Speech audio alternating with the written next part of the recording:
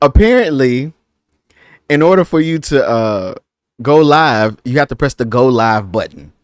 So,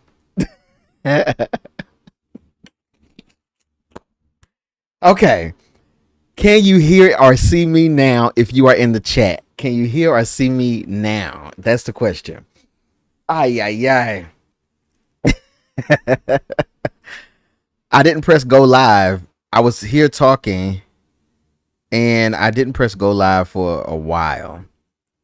So you see me, but it's frozen. Which is frozen? Let's see. Let's see.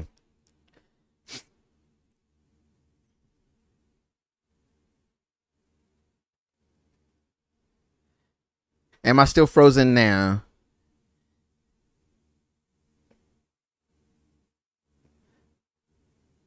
I tell y'all, this streaming stuff is wild.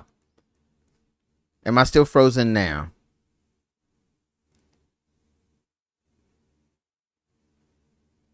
Yes, no, maybe. Can you hear me as well?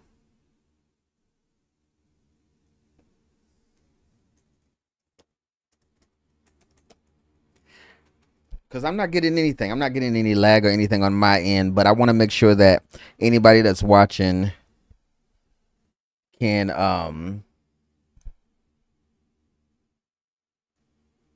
you can't hear me either. Eh eh. Eh eh. Wait a minute now. Wait a minute now. Let's change something here.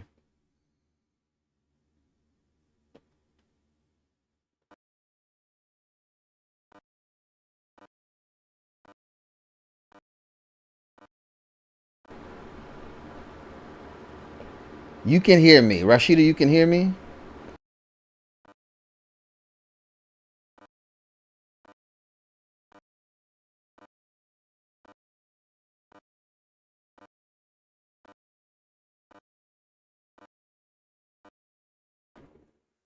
Can you hear me right now, Rashida? Welcome in, Rashida. Can you hear me right now? And can you see me? Are we seeing each other? Yes, yes. See, now we gotta do complete sentences, y'all. Yes, I can hear you. Yes, I can see you. No, which is which. Let me know. Cause this technically is my first time doing this on a live stream. And you can hear me and see me. Okay. So we got some action. So maybe it's your network, K. Maybe it's you. Ah. Okay. I can see the chat. I can see here. I can I'm getting people that say they can hear me. So we're recording on there. Let me record on here. And we'll get started here in a moment. So if you don't know, because this is my first time doing so, I guess I have to sort of reintroduce the whole situation, right? If you don't know, my name is TeaRon, and I am the host and creator of this platform, Ubiquitous Blacks. The platform was created with the idea in mind to sort of bridge the gap between Black and African diaspora, just by creating conversations around different things that we like, and as much as we are alike in the fact that we share a complexion, or that the world sees us in a certain way, right? I wanted to connect on the basic things, but also highlight and celebrate the differences between us. And that's why I started this platform. So in addition to that, what I started doing was creating, or not creating, but more so doing film and TV reviews. Me, myself, I've been involved in entertainment since a very young age, and I've always been very critical of films. And what I found was, when I went to go and watch Black films, or films from around the diaspora, I would go to always like look up reviews, see who's talking about what, see who's saying what about what. And of course, you'd find information about all the big stuff, right? You'd find all the, Tyler Perry movies being talked about everywhere. And, if a Denzel dropped a film, everybody be talking about it, that kind of thing. But what I saw was there was a void. And a lot of people weren't talking about the smaller projects or those projects that get created that mean a lot to us in our communities and the people who they're made for, which is us, right? They weren't talking about those. You see people talking about the big blockbusters and all these things. So I was like, wait a minute, there's got to be other people who also want to chat about these things as much as I do. And also there's got to be people who are looking for other people who are talking about, you get my point, right? So I wanted to fill that void. And so I created this branch of reviews to do such. Every now and then we talk about like trending topics and things that are going on in the news and so on. But for the most part, it's black films, black TV shows, and we talk about it all, right? The good, the bad, the ugly, everything in between. If it's bad, I'm going to say it's bad. I'm not one of those people where I'm just like, oh, it's a black project, so I won't say anything. Listen, if you made something trash, I'm just going to say it's trash. I'm sorry. Like, that's just what it is. That's just what it has to be. We got to be real here. And we also have to demand excellence from those we are consuming content from, for heaven's sake. So I don't take it easy on anybody over here. But if something is really good, I also say that too. And, I may roast, I may make fun and make jokes and everything, but I try to be fair on this platform, okay? So that's the idea of what we're going to be doing here. Let me check some of these comments out. Okay, you're back. Can you now hear and see me? Is this pre-recorded? This is live. This is not pre-recorded. This is live. We're doing this right now. Pre-recorded. Let's see. There looks like we can set goals here. So now there are different ways to do things here on this platform. The way you can support the host or the creator here on YouTube is by sending super chats and things like that through the chat. Okay. But also make sure you are liking the video. You're hitting that subscribe button. You're hitting that notification bell. And most importantly, I feel like I'm clipping here. I feel like I'm clipping audio here. Okay, most importantly, make sure that you are sharing out this video, okay? The more eyes we get in here, the better. And yeah, that's what we're going to do. So it shows that we have a goal here that we can set. I'm going to start out small because this is my first time doing this on live. And it says, let's see. It says 5 super chats, a goal of 5 super chats in the next 30 minutes. Or that's what it's set as a default. And how should we celebrate? I guess I will do a dance. I'm joking. I will not dance. I will not dance. But should we reach it, we will do a celebration. Let me see if I can start this goal though. Hold on.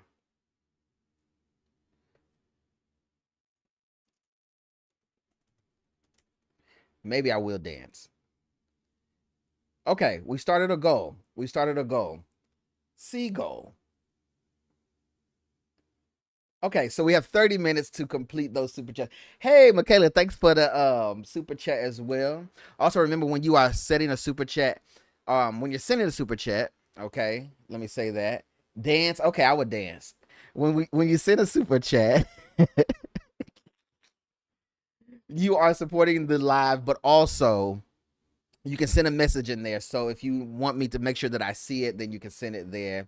But I'm looking at the full live chat here anyway. Now, I do see the gift, Kay. I do see that. All right. And once we reach, I think you sent it right before I set the goal. I'll keep it in mind that it's 1. But we're trying to reach 5, whatever that is. Anyway.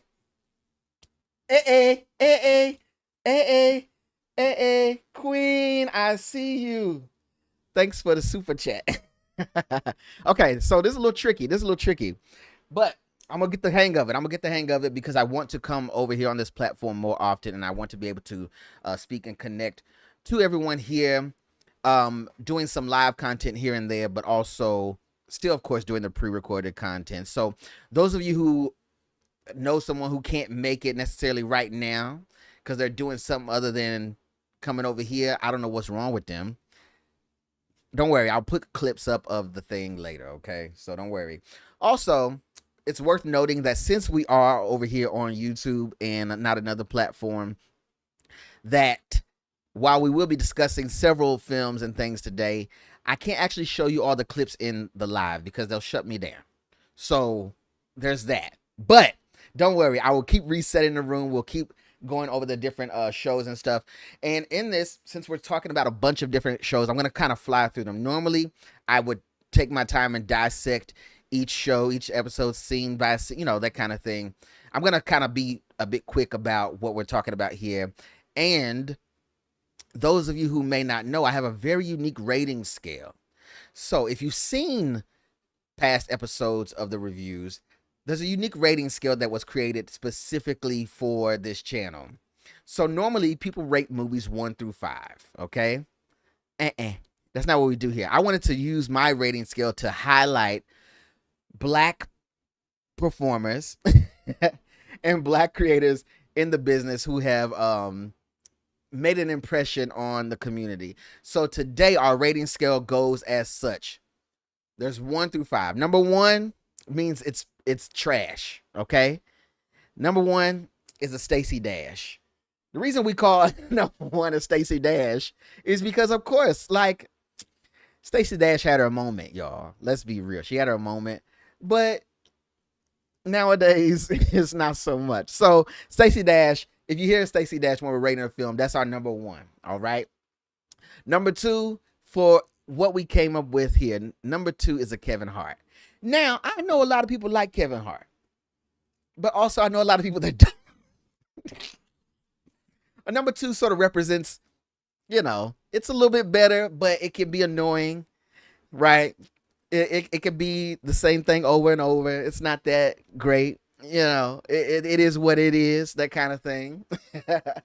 And then we have a number 3, all right? Number 3 rating is a Jennifer Lewis. Who doesn't like Jennifer Lewis? Everybody likes Jennifer Lewis.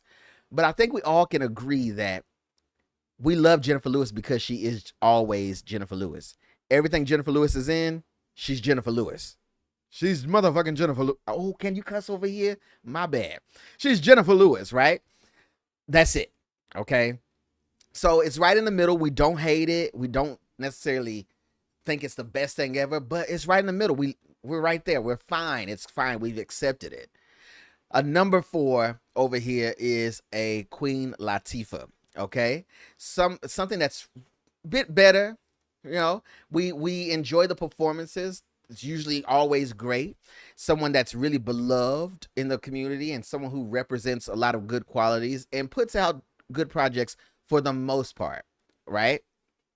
And then number 5 over here is an Angela Bassett. Angela Bassett, we chose her because she's someone that is like gonna give it to you all the time when she's on screen, when she's doing her thing, and she commits 100% all of the time. And she's not, acknowledged enough as someone who's top tier, right?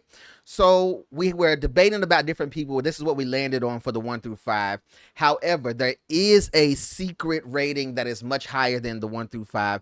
So if something is so excellent, something is very much incredible always, we rate that a golden Denzel, okay?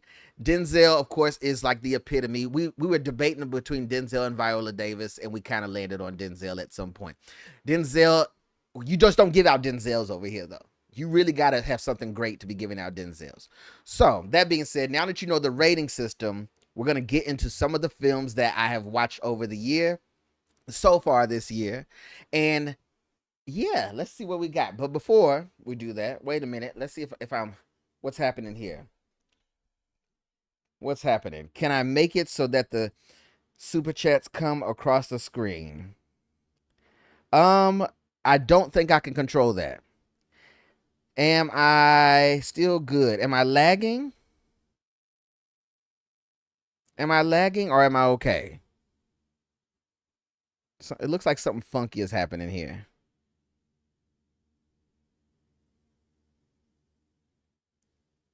It looks like something weird is happening here. Is that me? You heard the latest Denzel movie wasn't great. I have not yet seen that Denzel movie. I'm good. I'm good. We're good? Okay. As long as the latency, I know I expect to see latency here and there, but it's fine. Okay, so let's get into what we have come to do. I appreciate everything. Wait, something is happening. What do you see? I'm trying to look over here, trying to be still. I'm trying to freeze up. So I'm trying to freeze up so I don't move too much. What do you see? What's happening?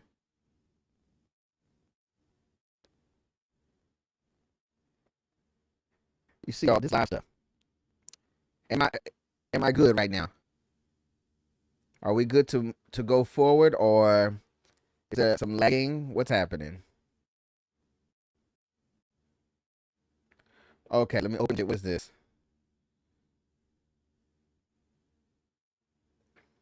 Oh, okay. It's even giving me a little update here. So, how can we? Let me see if I can make an adjustment here real quick to the stream. I think it's me because I just got an update for it. So I think it's me. Give me just a second. I'm gonna see if I can change a setting while I'm live. And I'm glad this is happening with people that I like talking to because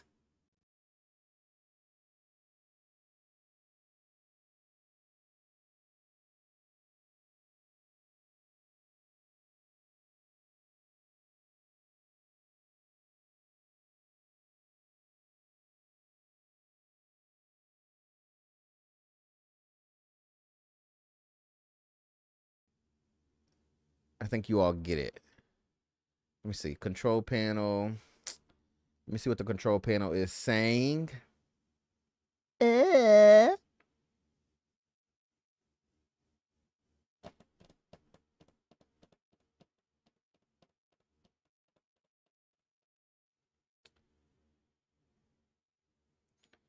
Okay, it says open studio. I've opened the studio, but what is that going to do for me? I'm in the studio. Should I? Let's do this. Let's see. Okay.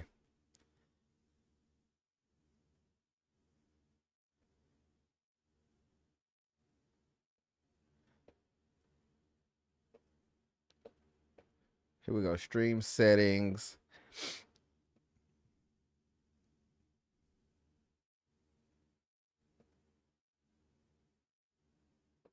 I should be fine now. What are you getting now? What do you, if you are in the chat, what are you seeing now?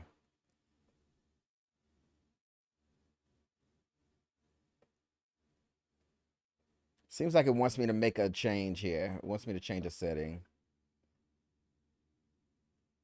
I think I'm fine. I'm fine here. Mm, mm, mm, mm, mm, mm, mm, mm. Okay.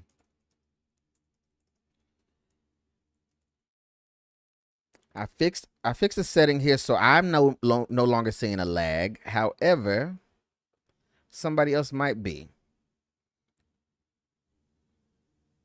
I'm good now.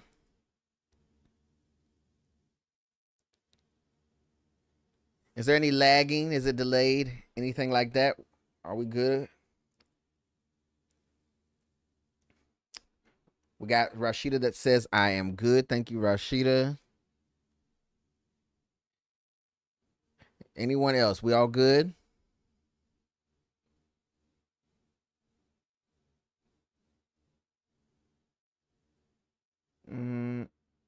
It's fine. It's fine. Okay, everyone's saying it's fine. What I did is I lowered the video quality, but we'll see if that sticks. Okay. Everyone says we're fine. All right. I'm gonna take that as yes, we're fine. All right. So let's get into what we're gonna be talking about first. All right. So the first show, this is a TV show that came out earlier this year, and since it's come out, it's been canceled. Okay, let's just go ahead and put that up front. Don't be throwing me under the bus. It's you, baby. It's you, baby. All right, let's go into the first thing here. So, there's been a lot of shows that have come out this year. One thing that I've noticed about movies and shows lately is that it seems like, a lot of people don't really like going to the theater anymore. Um, I don't mind going to the theater these days, like going out to the movies or something. It's very expensive, of course, as we all know. But that's not my hang up. I only go nowadays if there's something that I really want to see in that theater kind of setting. I think the last time that I was at the movie theater was to see Sinners when it came out, and I haven't been to a theater since. So I try to pick and choose when I'm going to the movies. Um, so you know, I'm looking at the chat. Is everything okay over there? I think I fixed it, but I should be fine right now. Let me know. I'll keep glancing over here to make sure that everything is fine. Okay. Um, Heaven forbid he reads the comments. I'm reading them. I'm reading them.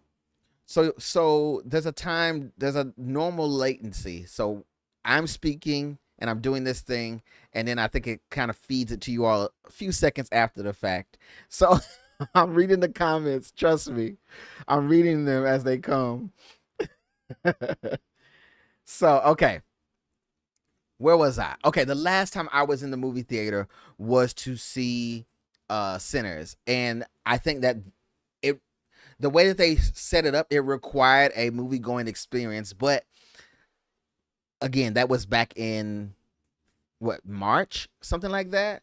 So I don't know if everybody else is the same way lately, but it seems to me like the quality of films to go and see in the movie theater has gone down, or the occasion has gone down. People just don't do that. And then when you consider that we are in a post COVID society now, a lot of people are okay with watching their things at home. I've seen stuff that comes out on in the theaters for less than a month now, and then ends up on a streaming platform somewhere. So the turnaround is way quicker than what it used to be.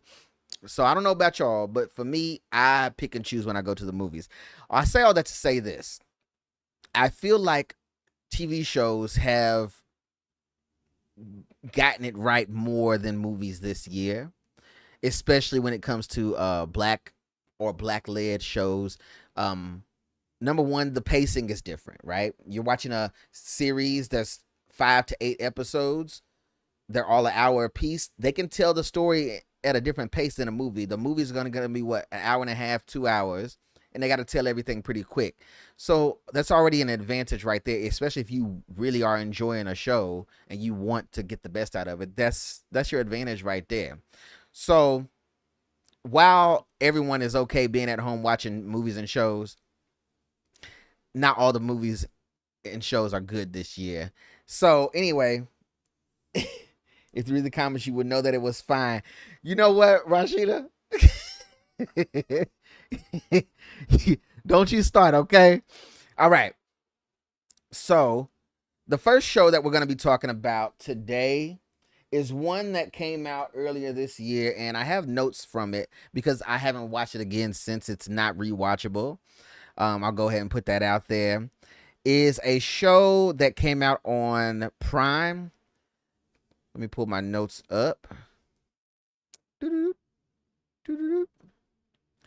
All right. It's a show that came out on Prime, and that show is called Clean Slate. So the reason I want to start with this one is because it's probably one of the more controversial shows to come out this year in terms of its subject matter, and we'll get into the cancellation of it all in a bit. So, Clean Slate. All right. I don't know if you all have seen Clean Slate, but this is a show that was released on Prime, and it stars Laverne Cox, who plays Desiree or Desmond Slate, and George Wallace as Harry Slate, her father. Okay, here's what.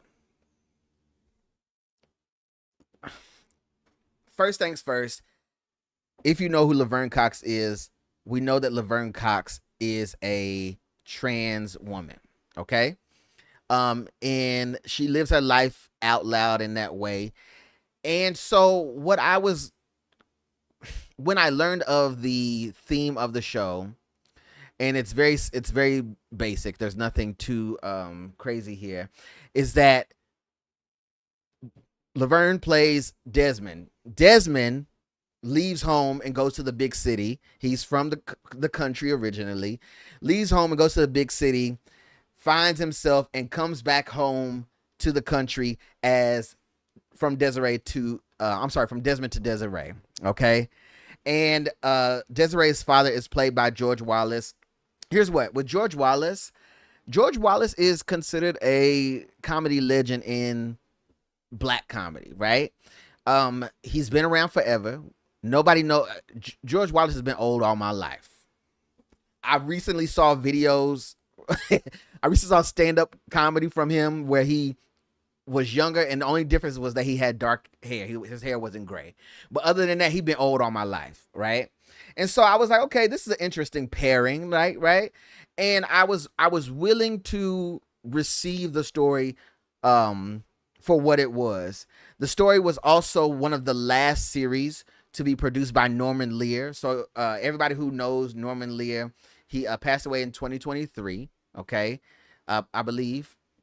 And Norman Lear, he created Good Times. He created The Jeffersons. He even though he was a white Jewish guy, he created all these shows for the black community that were very impactful in his career. And this was his last thing. And I'm sorry to say that it's very unfortunate this was the last thing he produced. I think but also, did he know he produced this?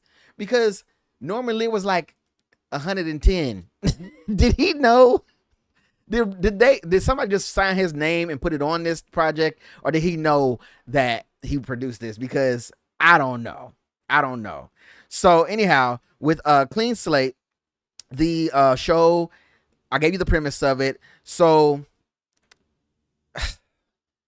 the current political climate, the way the current political climate is, especially revolving around trans people, it's a bit difficult to discuss.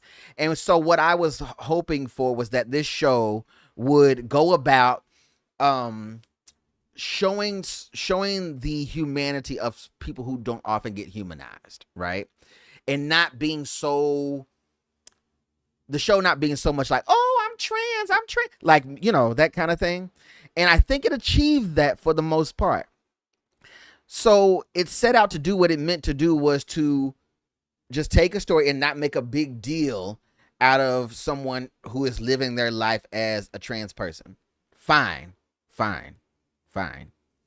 When she comes home to her father, she sees him. He doesn't react in a way that would be expected of a black father. I kind of wish that he did, though, because the show has a lot of moments where it can be kind of real for the black community, especially a southern black community in the show. And it just shied away from doing so. It missed the mark on a lot of parts. It had good intentions, but it missed the mark. George Wallace, again, is a comedic legend. He was never once allowed to really show his comedic genius. Everything about the show, everything that they did on the show was it was just like corny jokes. Nothing really landed. I'm sorry, my eye is itching, y'all. I can't even edit out me scratching my eye because we're on live, but I'll edit it out in post. Where was I? Oh, they didn't let George Wallace do anything with his jokes. There was so many things he could have just said and done. And honestly, this to me is the sign of someone who is a great director or writer for a show versus people who are just trying to fulfill a checklist, right? And it was almost that they didn't want to offend in such a way that they danced around certain topics and made the black father not react to his trans daughter coming to him as an adult. It missed the mark. It missed the mark. That being said, the other good things that it did was that it allowed a breath of innocence to exist, and it was very wholesome in its storytelling. Because at the end of the day, you just have a parent and a child, and they are trying to navigate these new things and how the community reacts to the news, a small town, stuff like this. They handled it in a very wholesome way. Okay, so that part makes it hard to hate. However, because of how the show was shot, because it's a Norman Lear project, and because of how corny the jokes are, I personally feel like it would have worked better as a sitcom.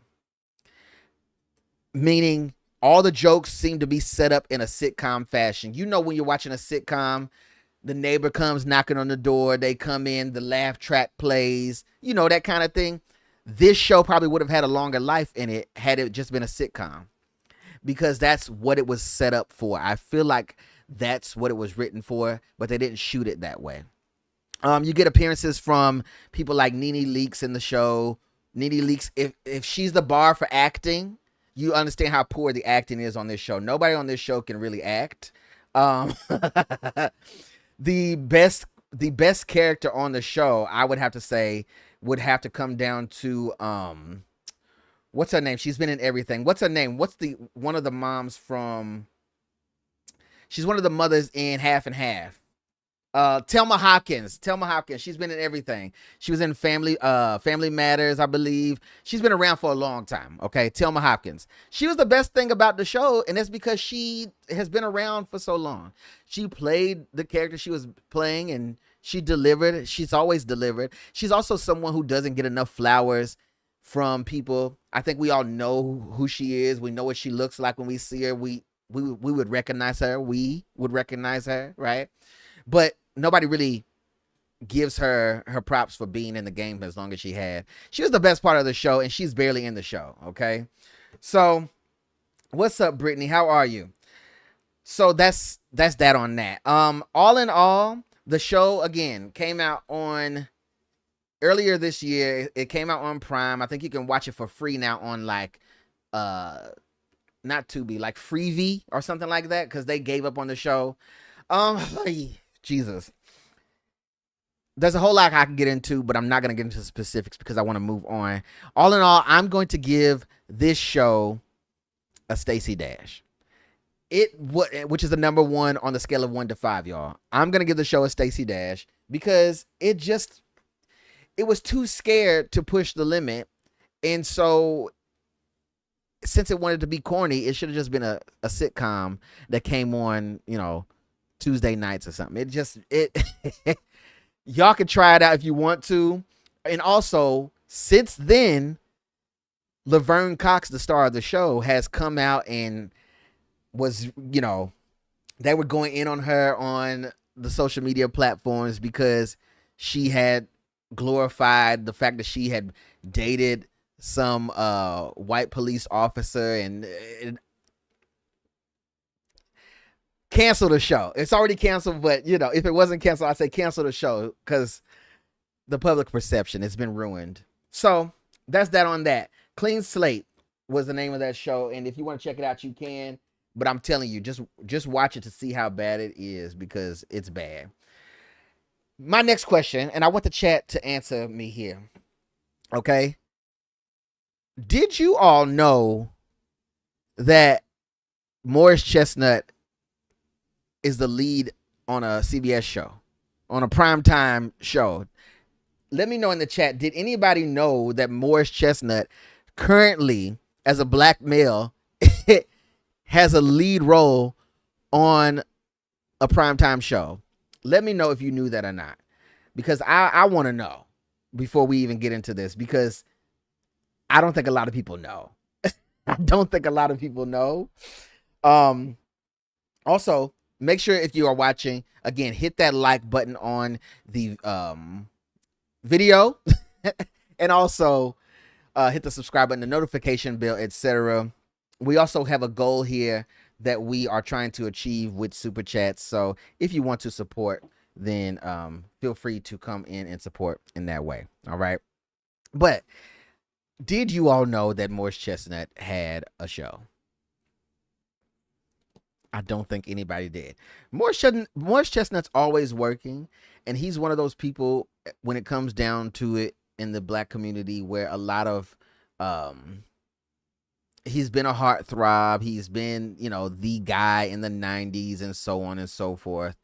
And he deserves to be working. He always does great work, and I think he's just now getting into a point where he's able to try out different roles and he's able to act and do different things that don't just rely on him being a handsome guy. He's not stuck in that bubble anymore, and so I think that's a good thing. I do appreciate that fact. I think that's a wonderful thing that he's able to do now. But here's the problem: y'all didn't know that he had a show, right? That's just the truth. Y'all didn't know he had a show, and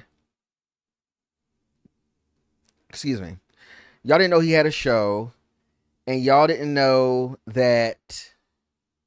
Let's see. Let me say that. I'm sorry, I'm doing multiple things here. Y'all didn't know Morris Chestnut had a show, and y'all also didn't know that he was playing the character of Watson. Watson being Sherlock Holmes' sidekick, okay? This is a reimagined world of Sherlock Holmes. And Morris Chestnut is playing Dr. Watson, Dr. John Watson. If you know Sherlock Holmes, you know these characters, okay?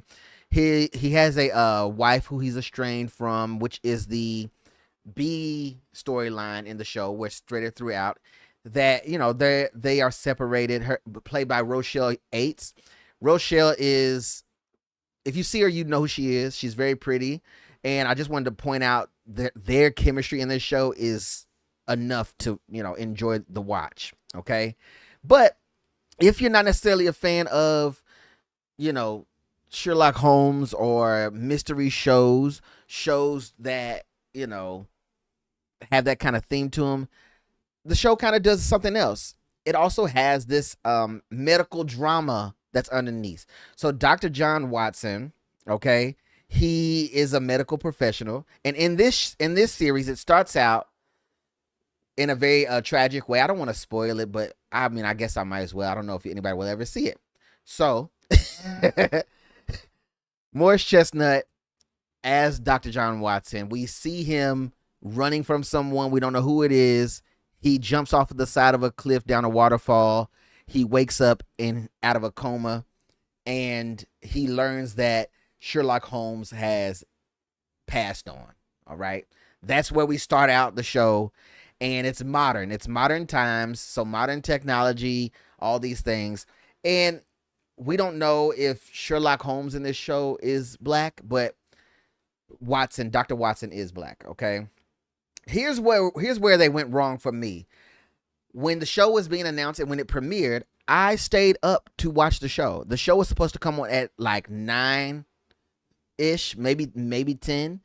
The show didn't come on until 11 p.m., and that was because the show's premiere date happened during a game, okay?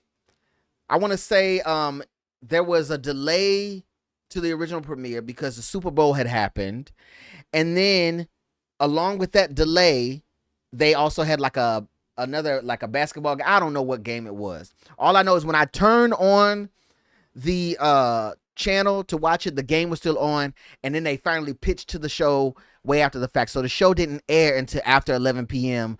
on its premiere day. That's not good. That's not good. So we're talking about Watson.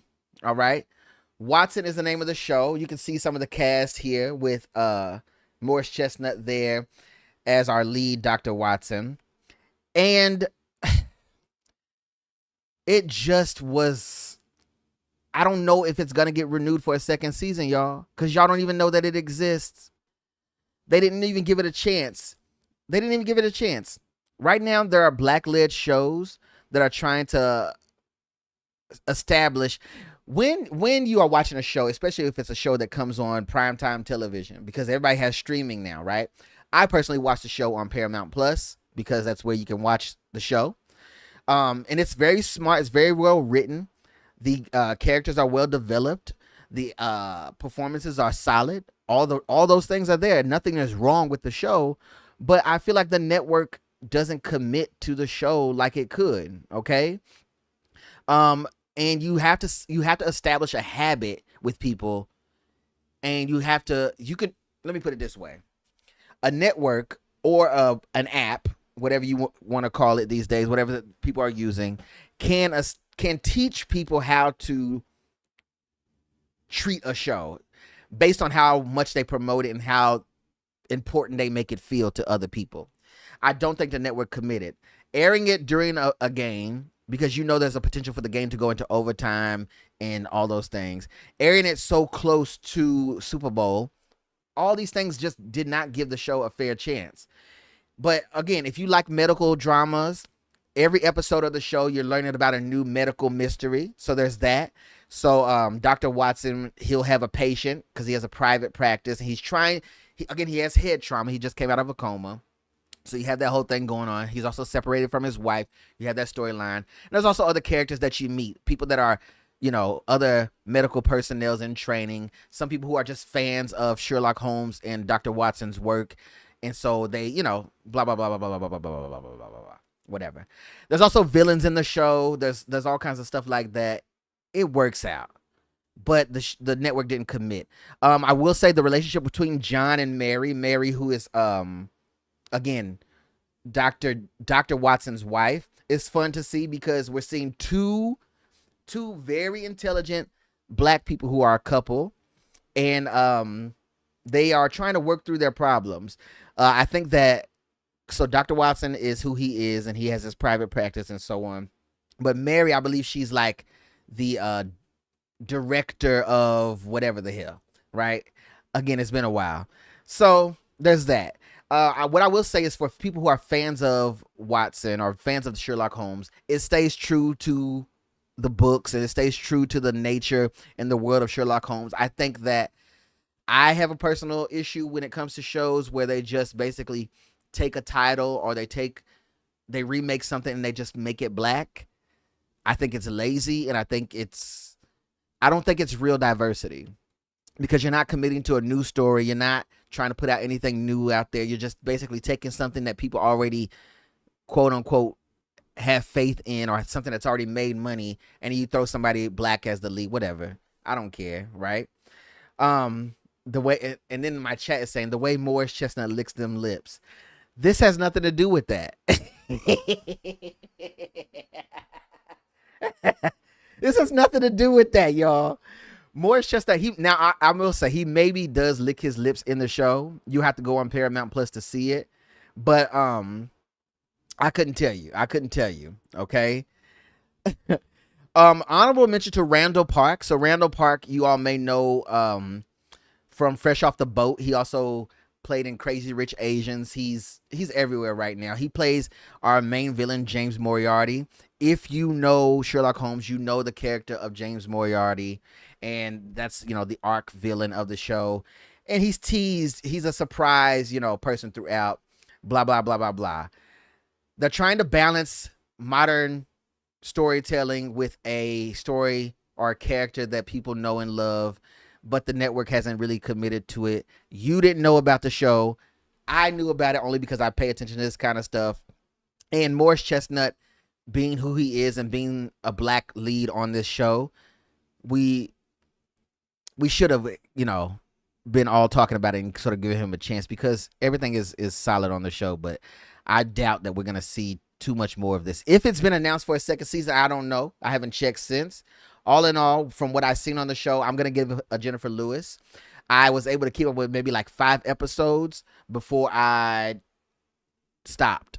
So That's what happens though when you don't commit to a schedule, when you don't, you know, put stuff out on time and stuff like this. I mean, listen, I'm just now coming back from a hiatus on my YouTube channel here, right? So it happens. It happens. Solid 3 out of 5. Jennifer Lewis for Watson. Okay, let's move on here. I feel like I'm not moving as fast as I want to. Oh, should I do this one now or should I wait for this? I'm going to do it now. Okay. What I'm about to talk to you all about right now is arguably the best show that has come out this year. Okay. Inarguably. Let me just say that. You can't even argue it, actually. It is definitely the best show that has come out in 2025. And I think part of what makes it great is the fact that the show speaks to the mystery and the uncertainties of right now. The show is a political drama, okay? And I would say the show is even a horror at this point, okay? Only because of things that have happened since the show has come out and what the show is about. You can now categorize it as a horror, but it's a political drama. That's what it's categorized as, okay? Thanks for the super chat. Thanks for the super chat.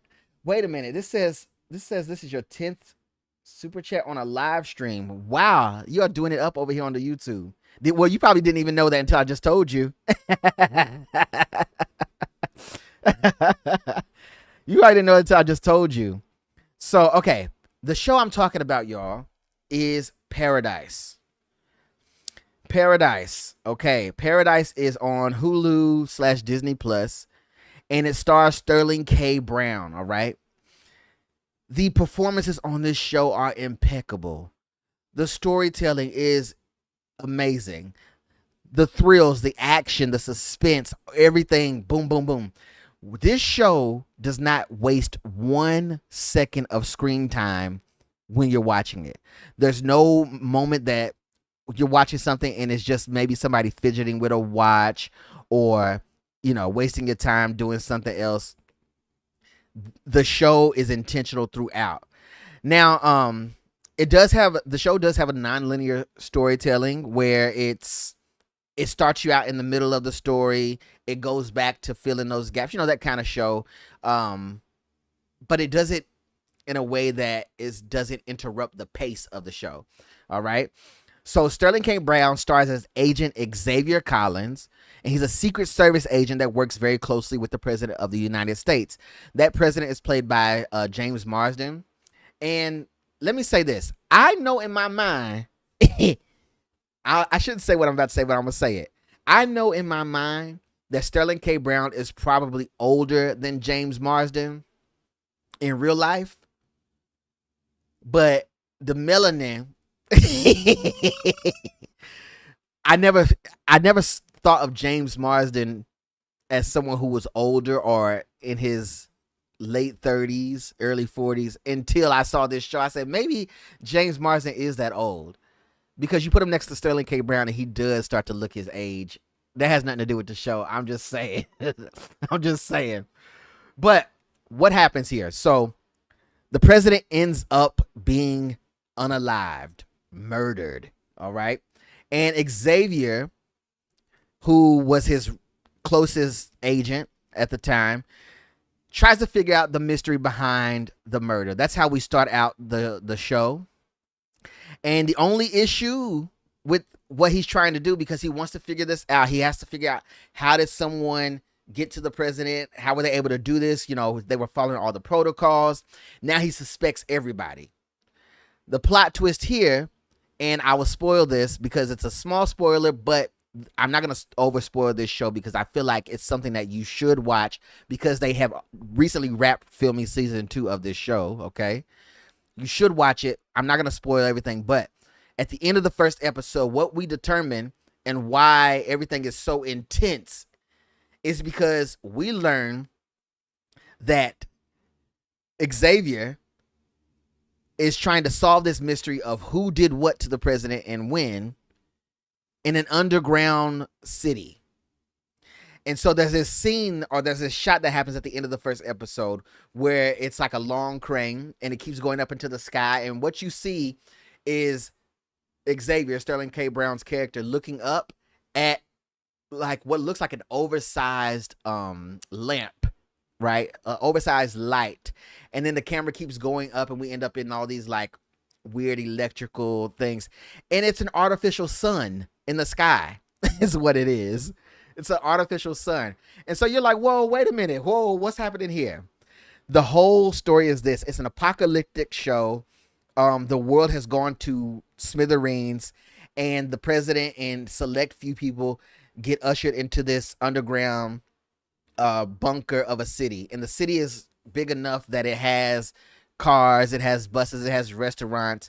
It does not have processed foods. It doesn't have meat. It doesn't have weapons. There's no guns. Everyone that came in had to be badged, scanned in with their badge, you know. The only other people allowed in the place, you know, there's neighborhoods and there's schools and all these things. The only other people that were allowed in were like close family and friends of people who were already well connected, right? And the outside world had to perish because everybody was launching all day warheads and all this stuff. It's wild. It's a wild show. And at first I was like, this is hilarious. And then you start to deep dive on stuff. Do y'all know that there are literally underground storage bunkers in like places like Colorado and stuff like this, where if you got enough bread or if you're well connected like that, you can have stuff housed there. I'm not a conspiracy theorist. I'm not like, you know, I believe some things because, you know, I'm black in America, so I believe some things. But in real life, there's underground situations, and this show is just like exploring what happens if things go to shit and, you know, this murder mystery kind of thing happens. It's scary, y'all, but the show is so well done that you have to watch it. It's currently streaming on Hulu and Disney Plus. And oh my gosh, I want to get into the specifics. I could just talk about this show the whole time. But again, I didn't want to stay on too many things for too long. Again, it's Paradise. And for me, Paradise is a 5 out of 5. Angela Bassett, hands down, it gets all day. And with the second season already announced, before the first season even came to an end, I am excited for what we get into. The question is now this. Well, I don't even know. I'm just going on. Has anybody else seen this show as well? By the way, have you all seen Paradise? Has anyone seen Paradise on Hulu? If you have not, make sure you see it. I would love to just discuss this show before it premieres again, before the second season comes, because there's a lot going on in this show. But it's just so scary given the times that we are in, given the uncertainty of the times that we are in. It's a very timely show, to say the least. But solid performances, solid storytelling, 5 out of 5, etc., etc. Okay? Woo! Wee! Woo! Wee! You haven't seen it, Brittany. Listen, you have to see it. I'm encouraging you to see the show, okay? Definitely go and watch Paradise. You have to watch Paradise. If you don't do anything else this year, if you don't watch anything else this year, watch that. But you will have to watch it by yourself. T-Faye, what's up? I see you. So what I'm trying to do now, let me see.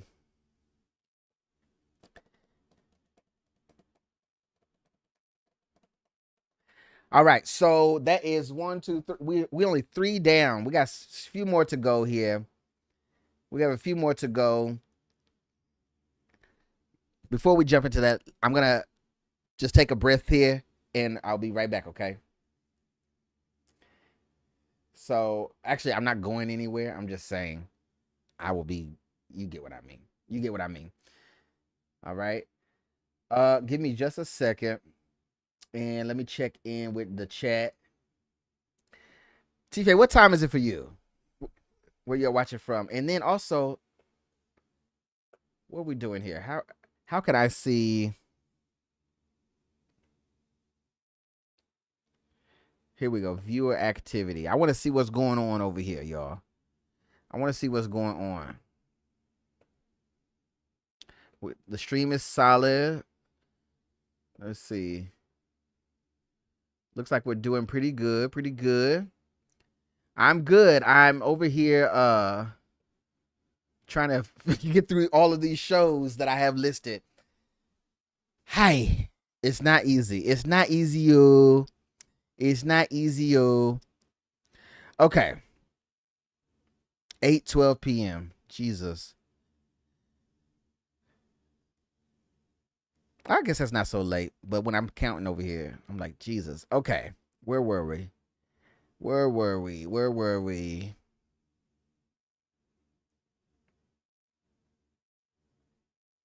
All right. So let's get back into where we were. And I want to get into, we're going to fly through these other two because I don't think there's a lot there to do them, to stay on them that much, but I want to just address them. So the first things first, thanks for the hearts. I see those. Thank you so much. First things first is the film that came out earlier this year. I wanted to see it in theaters. I did not end up seeing it in theaters because by the time I was going to see it in theaters, it was out of theaters. It's currently streaming on Peacock. Okay. But you can also, it's streaming on Peacock, but I think you can also find it on other platforms if you rent it or something. Listen, watch it. If you have Peacock, watch it for free. The movie I'm talking about is Woman in the Yard. Okay. Woman in the Yard. Just a second.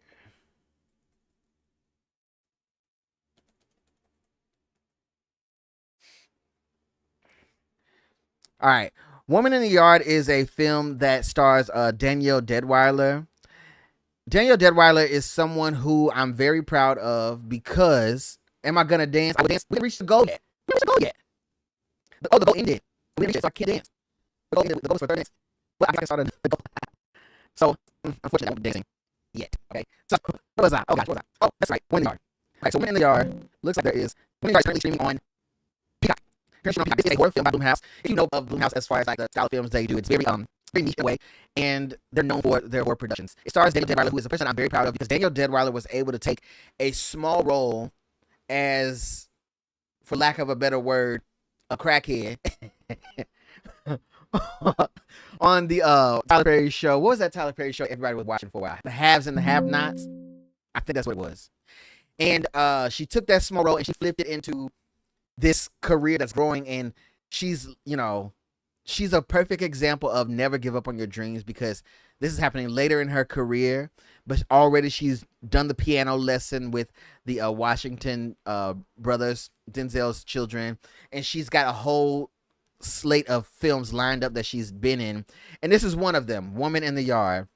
So with Woman in the Yard, I'm skipping. It says I'm skipping. Let me take a second. It says I'm skipping.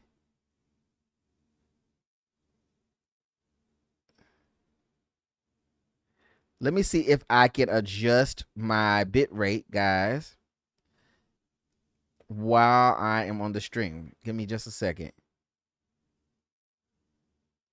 Let's see. And I appreciate you all chiming in and letting me know this stuff is happening because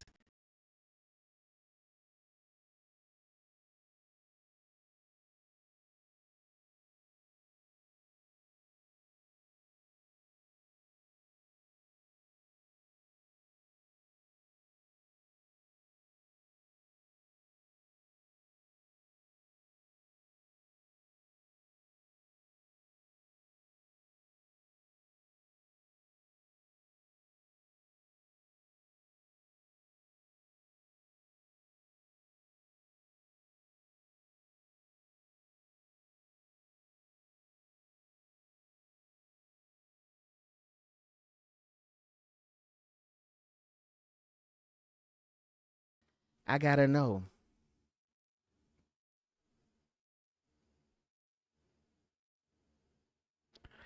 How can I? Let's see if it will even settings. I'm trying to see if I can adjust this thing while I'm on here, y'all. Bear with me. Stream output. Okay, I can adjust the bit rate. Here we go. Here we go. What are we doing today, guys? We are learning. Okay, I've adjusted it. Let's give it a second. Chat, let me know where we are.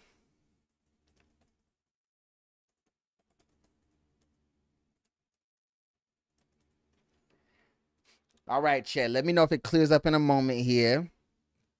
All right. I'm adjusting things. I'm changing settings here. I'm doing it up. I'm learning on the job is what I'm doing. All right. It's going slow motion. Give it a second. Give it a second. Give it a second. Give it a second, guys. This live streaming stuff is not fun. It's not fun when this happens, when you really are getting in the groove of things and then something comes up. Okay. How are we now?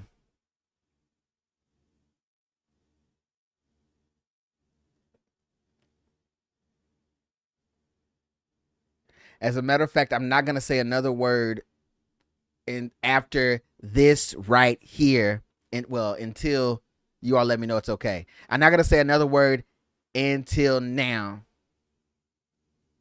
That doesn't make sense. Am I good? Thumbs up in the comments if it's okay now. Thumbs up. That's what I'm going to look for. Never mind what I just said. Thumbs up in the chat if it's okay now. Okay? Let me see those thumbs ups. And once I get some thumbs ups from you guys, I will carry on with Woman in the Yard. I'm going to wait for those thumbs ups.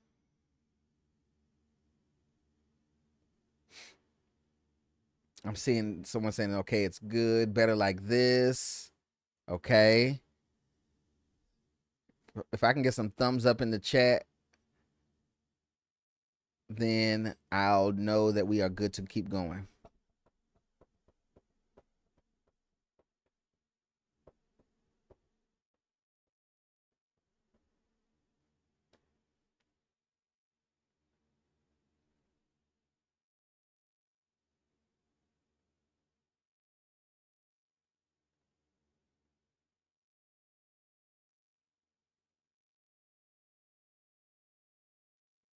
Now it's mute. I'm not mute. I'm being quiet.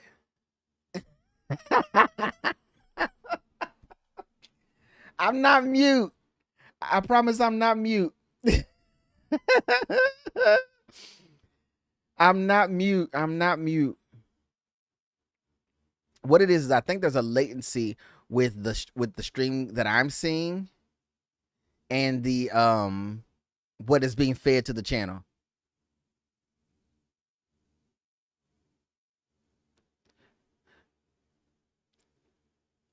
Okay, here we go. Now we're waiting for the thumbs up in the chat.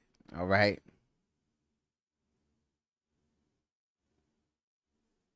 Let me see if I get that, and then I'll go on.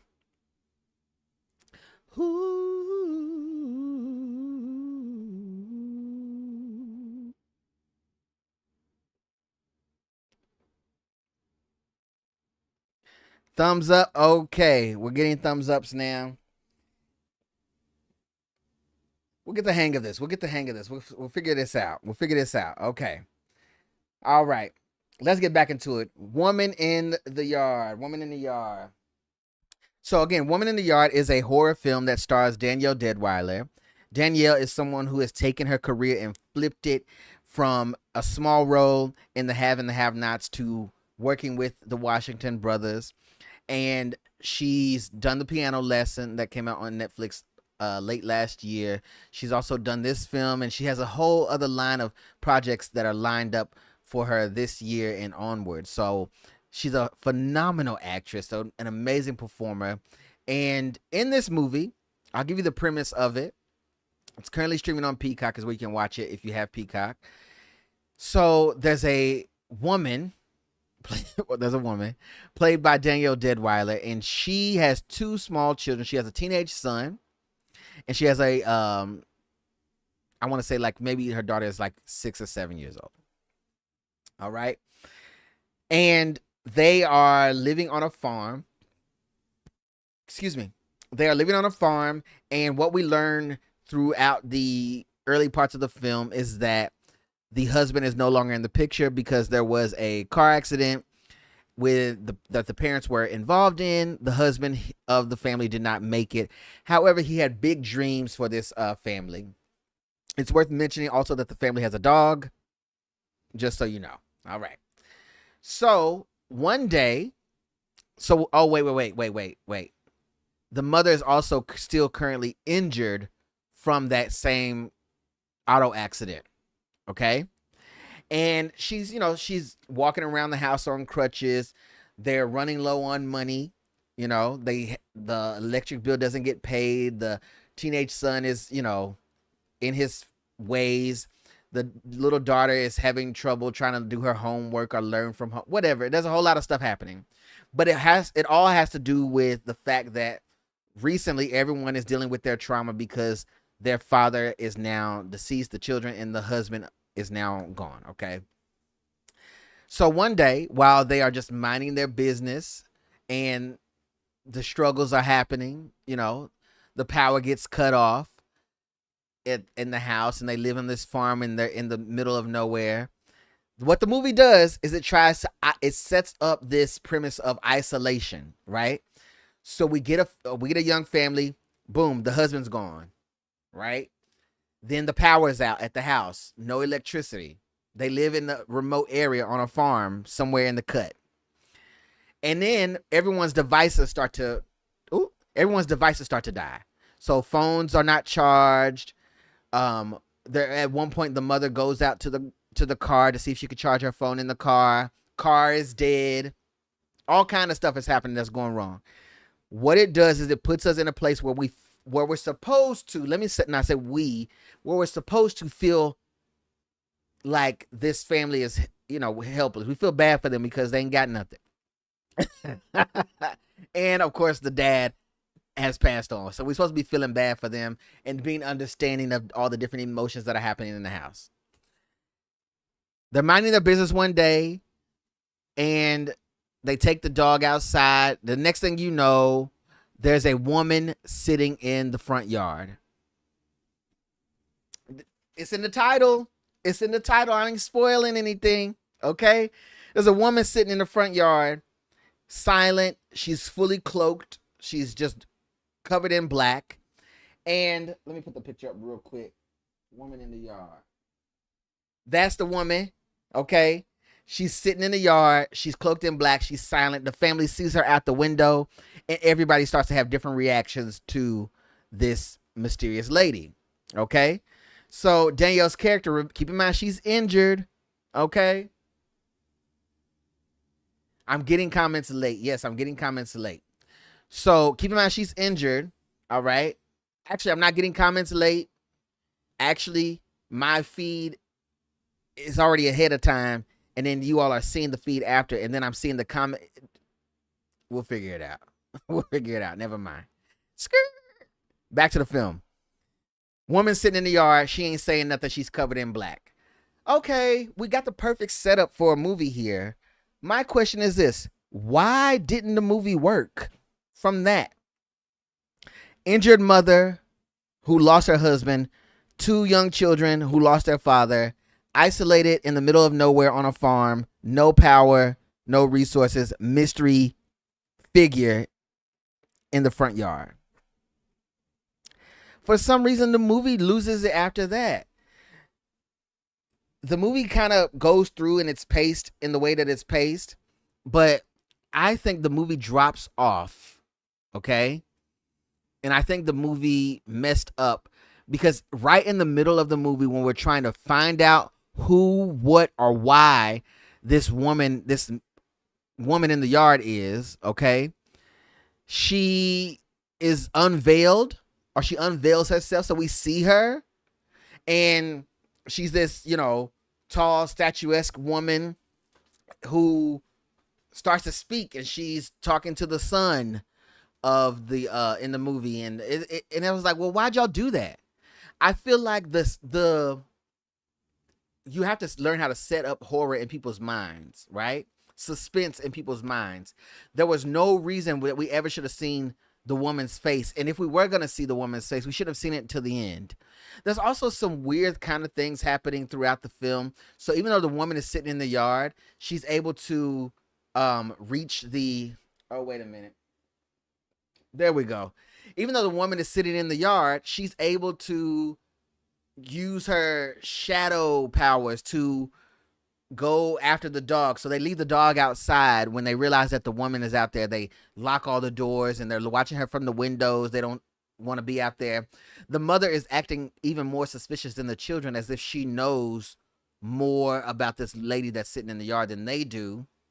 Blah, blah, blah, blah, blah. They leave the dog outside. The mystery woman has these shadow powers where she can stretch her shadow out and grab things, even though she's just sitting in the chair, right? And so she ends up unaliving the family dog. She ends up moving some things around the house, shaking chandeliers, all kind of stuff. We learn that the mother somehow summoned this demon who is sitting in the yard, but we never learned how she summoned it. We never get any answer as to what she did. And all they say in the movie, it's so lazy. All they say in the movie is the woman in the yard, when she speaks, she says, "You asked me to be here." And then they cut to a scene of the mom who is trying to get out of bed because she's on crutches, and she's sad because she's depressed because her husband's passed on, obviously. And she's sitting on the edge of the bed, and she's just like, "Oh, help me. Oh, help me, please." As if, that's what somebody would do if they're like struggling they're grieving the death of their spouse, and they're injured, and they're trying to look after their children. Whatever. All I'm saying is this. The movie doesn't answer anything. And it was the perfect setup. It was the perfect setup. One thing that I'm glad about is that I did not go to the movies to see this. Because again, like I was telling y'all earlier, I'm very selective about when I go to purchase a movie ticket. How did y'all fumble this? The end of it was so trash, y'all. Thanks for the likes. The end of it was so trash. I didn't understand. I'm not going to tell y'all the end of it. Now, it's not so bad that you can't watch this and enjoy it, especially if you like horror films. All I'm saying is, let me be scared. If I'm going to be scared, let me be scared. Quit showing people's faces that don't need to be seen. And if you're going to have some mystery powers and shadow figures, and I don't know. And then at the end of it, there's like, we don't know if the mother is living in this shadow realm, like this parallel universe where she's actually also deceased. And what I gathered, and I could be wrong, but if you've seen this film, let me know what you think. What I gathered is that the mother is actually, the whole time, she's deceased. So she actually passed away in the car accident with her husband. And she's somehow maybe in like this limbo between the real life and afterlife. And she doesn't want to let go of her children. It's weird, y'all. It's weird. But it's a good time.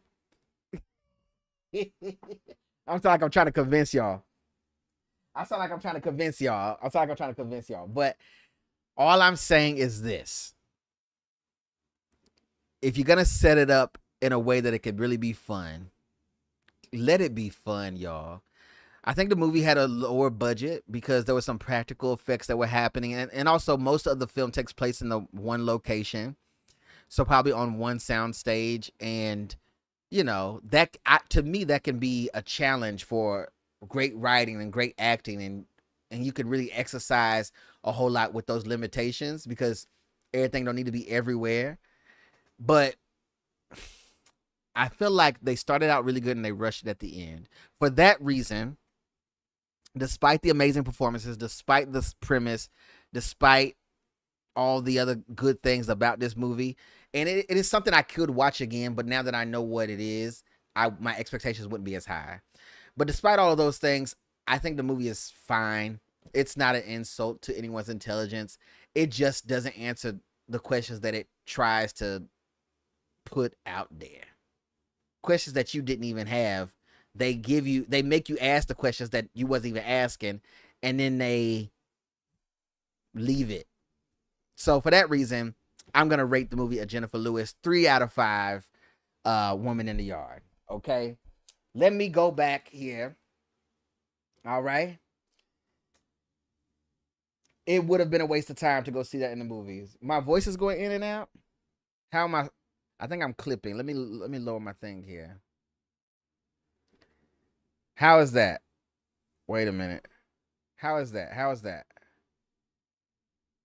How's that? I should be fine here. I think I was clipping the mic. But yeah, it would have been a waste of time. Okay, we got a few more here. Help me, Father. Help me, Lord. Okay, this is a good one. This is a good one. Let me see here. Mm,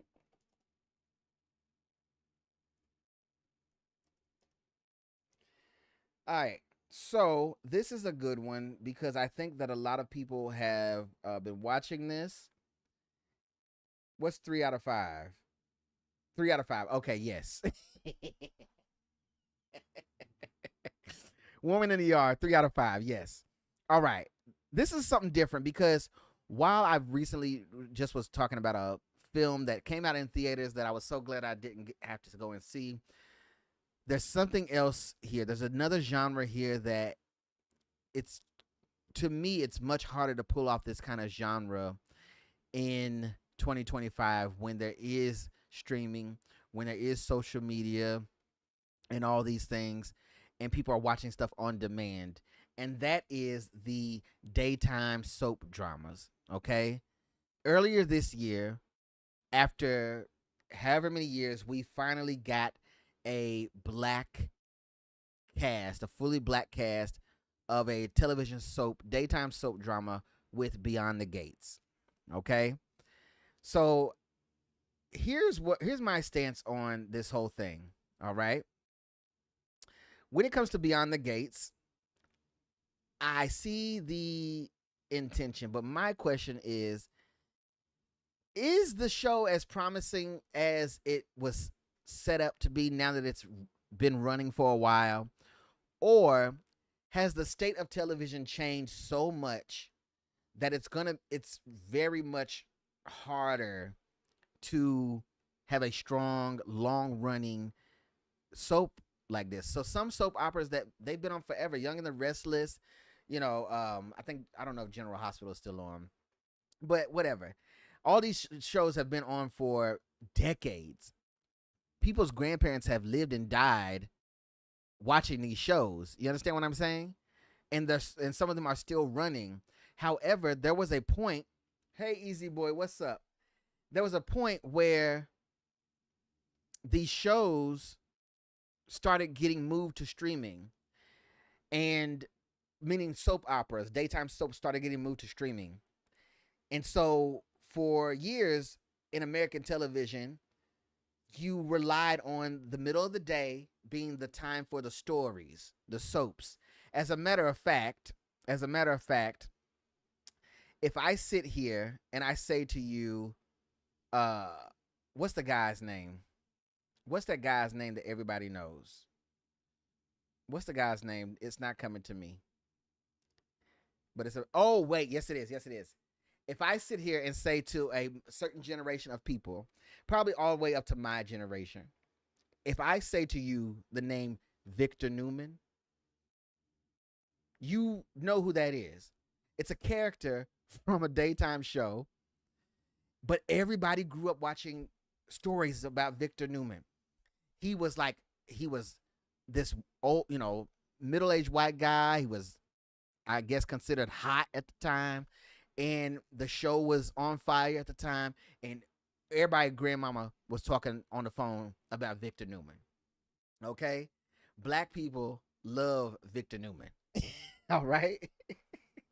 And that's, in my mind, when I think of daytime soaps, I put every soap opera that's trying to reach a certain goal in that sort of category. Meaning, what you should be trying to do as a soap is become so much of a household name, or have the stories be so good that people have conversations on the phone and they talk about the drama that just happened as if they're talking about people they know. And that's how people, that's to me, that's the Victor Newman goal. All right. So in this show, Beyond the Gates, it's a show about an affluent black family. Okay. And I knew when it first came out, I knew that I was not going to be able to commit to a daytime series, because soap operas come on every day, 5 days a week, all the time. And if you miss something, well, nowadays they're streaming, so I guess you could always go back and catch up. But back in the day, if you missed something, you were done for. There were no reruns, right? So maybe that's a good change. Let's see. Someone says in the chat, I can't tell you the last time I sat and watched Beyond the Gates. I was so excited when it first started, but a recast, but they already that's the other thing. They've already recasted a few characters. The title of what I'm reviewing right now is Beyond the Gates. That's what we're talking about right now, is Beyond the Gates. Yes, it definitely, they already had recastings, which does happen in soaps, but with something this highly anticipated, it happened very soon in the show. And the character that they recast, from my understanding, they recast it with somebody that didn't even look like the guy. I don't know, but I committed to the first couple of episodes because I was excited at the time when it came out. And when it comes down to it, okay, so Beyond the Gates is set in the upper class black DC area. So DC, or the DMV, that's DC, Maryland, Virginia. There is a lot of affluent black families historically, and even nowadays you have a lot of black people that are doing very well who are from those areas. They either work in politics or they work in medicine and things like this. And there's a lot of generational wealth in the DMV area. Okay. And it stars some familiar black actors in there, like Clifton Davis, who plays Vernon Dupree. Also, the Dupree family are the upper echelon of the community. It's a gated community, by the way. That's why it's called Beyond the Gates. You get it? Clifton Davis is someone that you may recognize, who plays Vernon Dupree. You also have Timon Cal Durrett, who plays Bill Hampton. I'm not sure. Is he the one that got recast? I'm not sure. But it also introduced some people who are fresh faces to me. I don't know if they're fresh faces, but for me, I had never seen this lady, Carla Cheatham Mosley, who is Danny Dupree in the show. Daphne Duplay is Dr. Nicole Dupree in the show. And Tamara Tooney is Anita Dupree. I hadn't really seen these people, okay? But these are actors who have otherwise been in the game for a long time, but are now being included in this milestone series. So they're being introduced to a new group of people.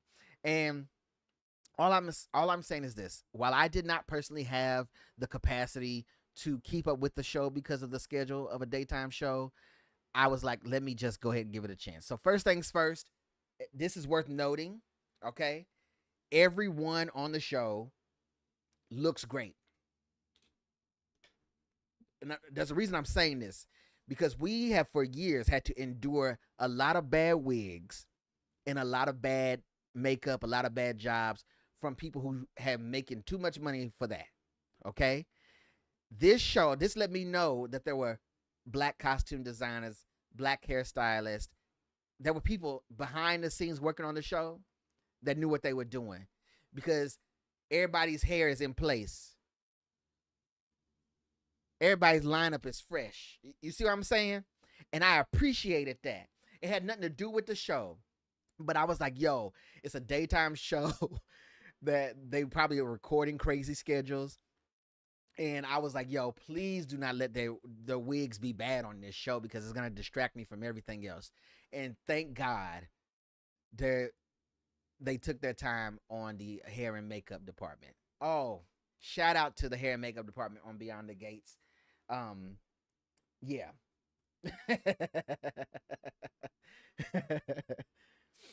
Let's see. Someone says here, Kay says, the way me and my grandma used to talk about stories. Exactly. That's the goal with these shows. It says the recast was supposed to be because the person who originally was hired on the show was doing something else at the time, so they hired another guy until the original guy could come back. What kind of crap is that? How do you wait a minute? Hold on. So they recast the guy. That takes me out of a show. You don't do that. Why couldn't they just write that he went on a trip somewhere? Why they had to recast him? Anyways, that's y'all throwing me off now. That's gonna piss me off even more. The Dupree family, they're considered to be black royalty and they're the upper class of this community. And what I like is that we are not getting people who are playing that fact, right? In this show, they're not playing upper crust. They're not playing like, oh, darling, I happen to have hedge funds and making investments. Like they don't. You've seen that kind of writing in shows before where they make people speak differently or do things in their mannerisms to show that they have a lot of money or that they come from money. Nobody on this show is playing like that. These people are just playing their characters out and they just happen to come from money. But they don't insult you. And I like that. Okay? Let's see. And then also in 2025, I was concerned about the changes with the new style of cameras. You know, everything is digital, everything is high quality, and soap operas kind of have a certain look to them that when you're scrolling through the television or you're seeing it on television, you know that it's a soap because it has that style. And so I was wondering if this show was going to have that, and it still does, even though we have the new tech. Okay. When they first started out, the drama on the show delivered. Danny Dupree, that character is a treat because we see her spiral in just a few short days. She's breaking mugs and she's throwing things in the kitchen. And we get all kinds of stuff happening there. Now, the downsides, okay? Here's the downsides, all right? And that is we do get some tropes in this show, the daytime tropes, meaning that we have come to know these storylines for years, and they're tropes because they work, right? I guess you don't have to try them out.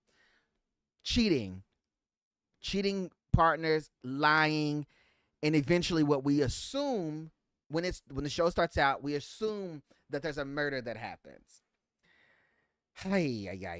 And I was like, from that point, when I started to see all the stuff happen, I was like, okay, they're gonna stay true to it. That's not a bad thing for the genre. So even though it is a black-led show, I think any fan of soaps is gonna enjoy this show.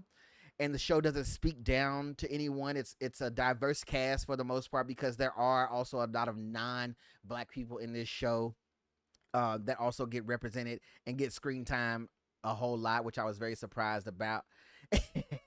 But it's true to the culture of the area that this show is based in. My question is this, because we have someone here in the chat that said, hey, I was excited about it. I've been watching it, but I haven't sat down and watched it. I haven't caught up with it.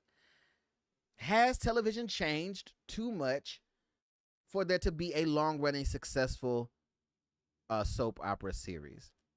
Especially, we know how black led shows get treated. They don't always get the budget of other shows, they don't always get the time and consideration or the promotion of other shows.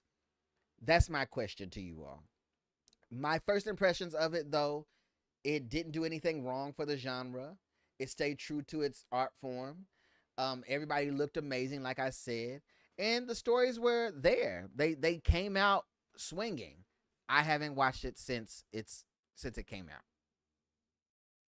Based on first impressions and what I see sometimes people talking around on social media about, I am going to give the show a Jennifer Lewis. Because for me, I just don't know if the current climate of television can handle it. Now, I understand that it's been extended. It has gotten more seasons from what I last heard. And I really hope and would love the idea for there to be a decade plus long show that is a soap opera that is black led running for a long time. I would love that because I want to see black people working and also doing different genres of things because everybody can't be working for Tyler Perry, right? So there's that. I want that, but I don't know if it has mass appeal. It seems more niche now than what it used to be. Let's see what we have here. The kidnapping trope they are doing now. There's a kidnapping storyline? Wait a minute. There's a part of me, if I have time, there's a part of me that would probably go and turn it on one day and just kind of watch from where I left off, which is way early, just to see what's up. Or maybe I'll just play and see from where they are now if it makes sense to me. There's a part of me that's curious, but it's not for me, dog. Okay? So that's all I'm gonna say. All right, we have a few more here. We want to see all we got to see black people working. And I love that. Also, for the DMV area, there are a lot of a lot of Nigerians that do well in the DMV area. And I don't know if they're in the show yet, but if they aren't, they definitely I think they're gonna be there because it's true to the it's true to the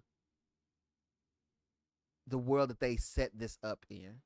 So maybe we'll see the Nigerians in there if we haven't seen them yet. All right, moving along, moving along. We have how many more? 1, 2, 3, 4, 5. We have a lot more. Let's fly through these other ones because these other ones that I'm going to talk to you about. Danny and Bill's daughter was kidnapped. Jesus. Jesus. Wait a minute. I'm reading the chat, by the way. How do you know that Danny and Bill's daughter was kidnapped if you wasn't watching?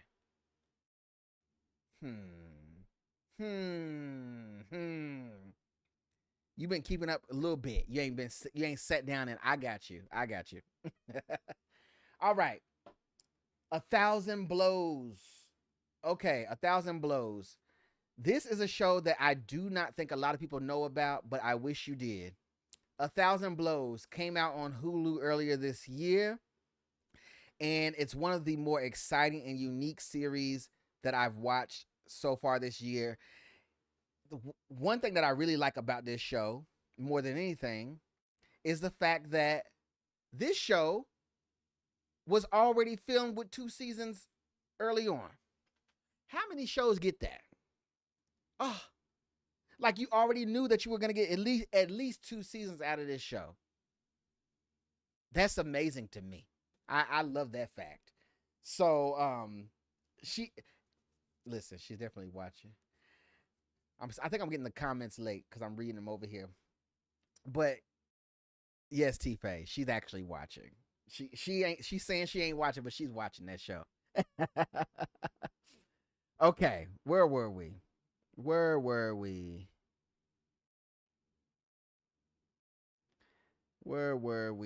Let me check real quick. Hold on.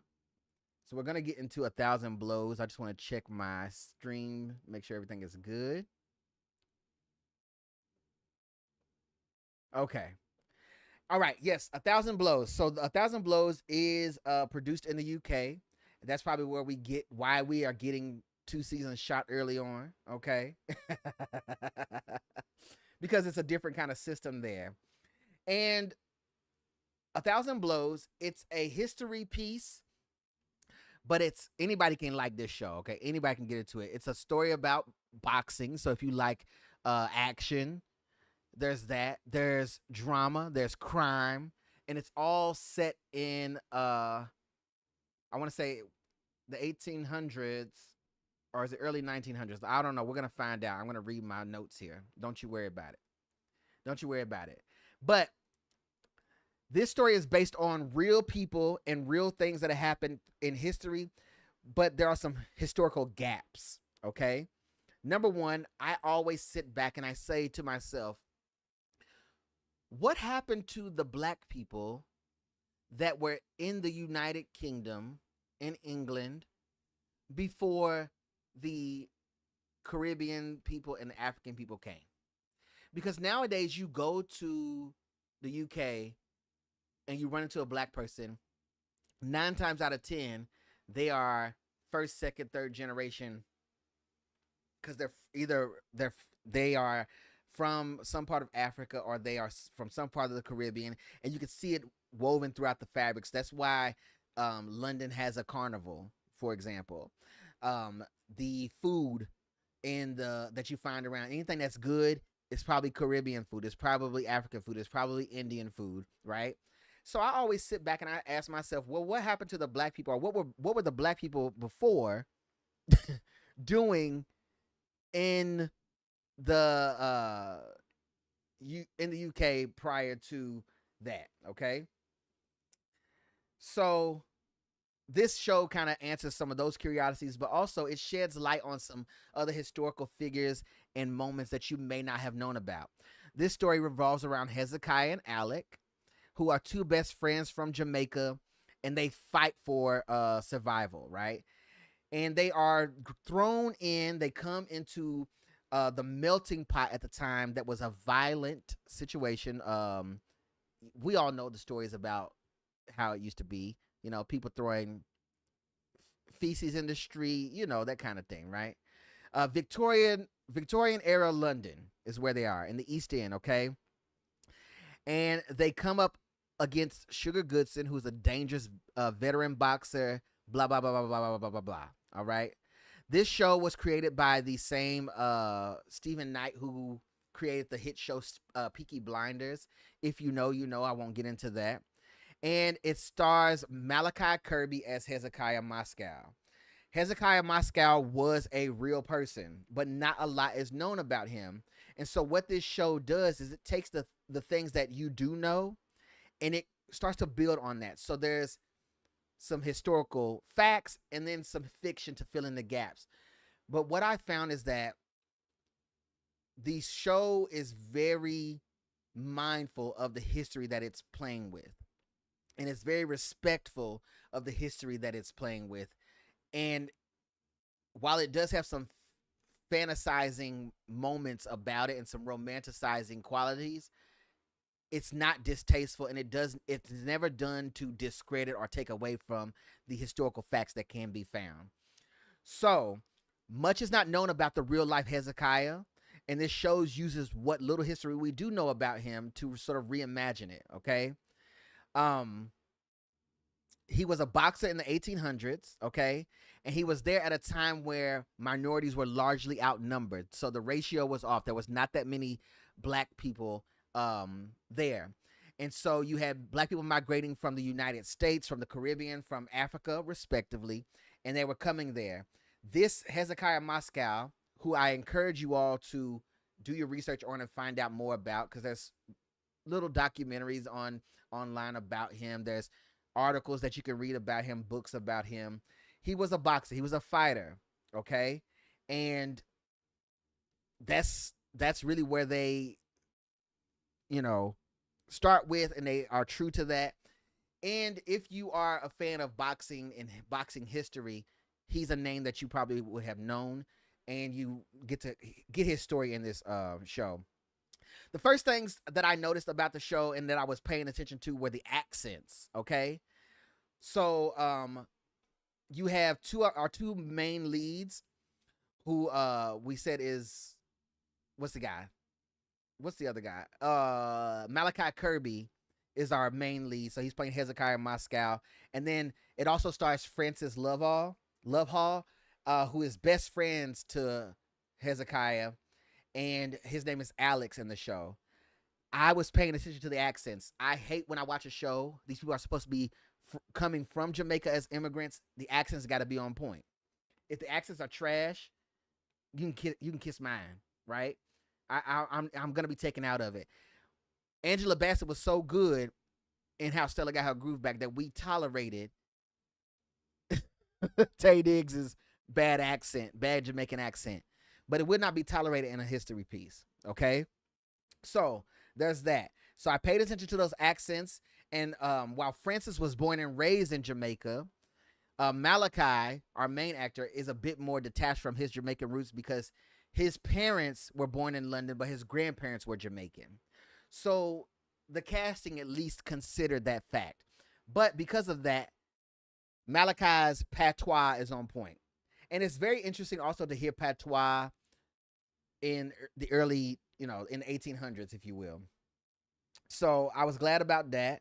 We also get our other main character who gets involved romantically, who is Mary Carr. So Mary Carr in this show is the leader of a female gang, the 40 Elephants. The 40 Elephants were a real female gang in the 1800s going around London doing stuff.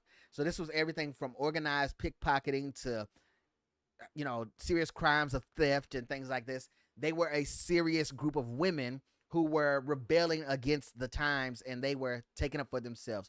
So you get to see all these historical moments happening in the UK that you may not know about if you're from somewhere else, but it's a historic retelling. So they breathe life into these people and these characters that we read about but we don't know about. But the 40 Elephants is another. So after you look up Hezekiah Moscow, he's a real person. Look up the 40 Elephants and Mary Carr. You will learn about this real gang of women that existed at the time.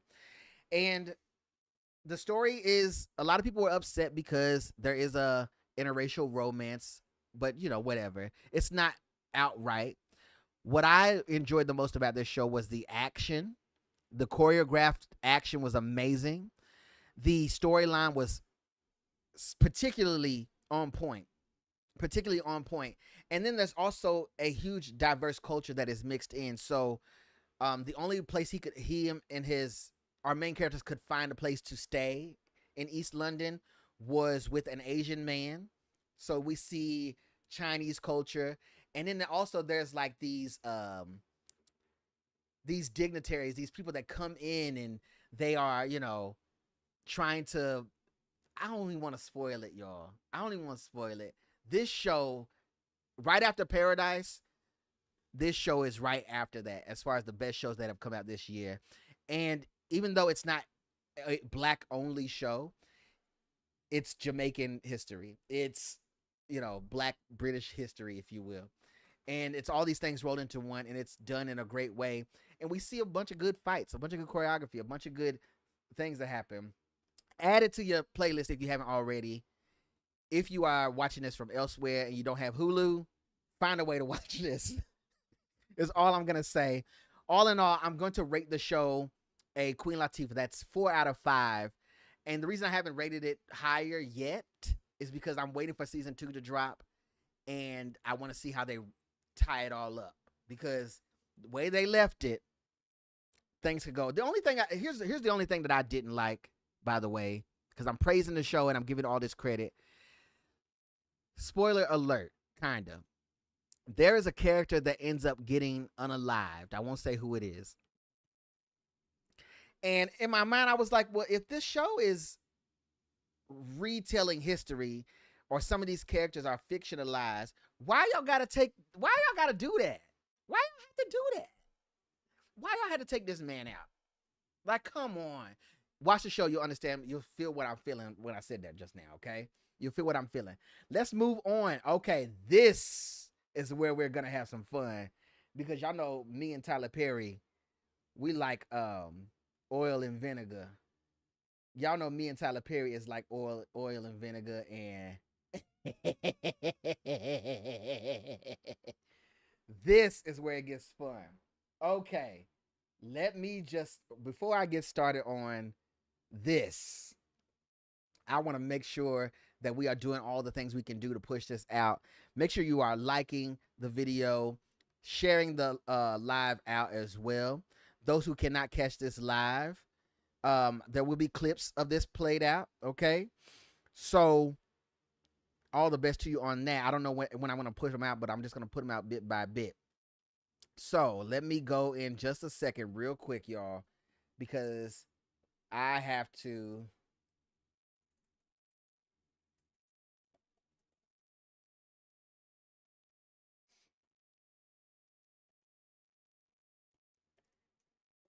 All right, I have to do my due diligence in sharing and all these things. Okay.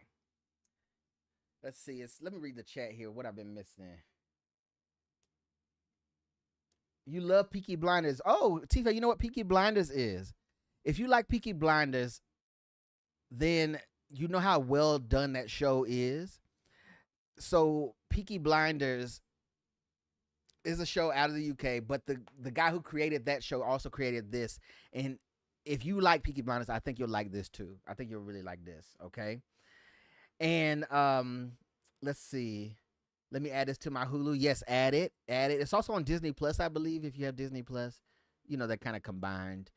You don't have Hulu. Tifa, we got to find a way for you to be able to watch this. We have to find a way for that. VPN, anyone? Let's see. You and Perry are like fire and water.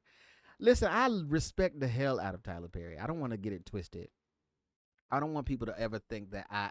The only thing I ever critique about Tyler Perry is his work and his choices. That's it.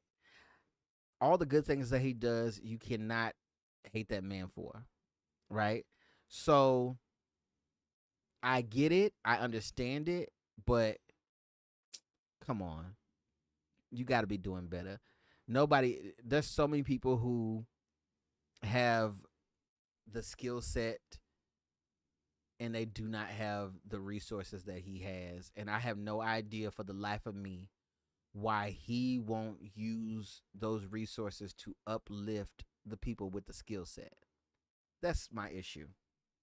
But that being said, y'all, we are about to discuss. There's actually two Tyler Perry things on this list, but right now we are about to discuss Beauty in Black Part 2. Okay? Beauty in Black Part 2 was the second half of season 1 of the Netflix series Beauty in Black. And if you all know, I definitely went in on this show for a while. Went in on this show for a while. Uh, for the first half, you can catch that review on my channel, and I lit it up. The second half of this show, I said, I'm gonna commit to it because it's not all bad. Because it's at least as bad as I feel the show is, at least it's fun to watch. Okay, and so Tyler Perry didn't deter me. He didn't throw me off and make me say, "Oh, I'm not gonna watch this ever again." I was like, "No, I'm gonna see it through." Now, from what I heard, it's got greenlit for a second season. I don't know if I'll be there for that. I can say that, okay? But Beauty in Black Part 2.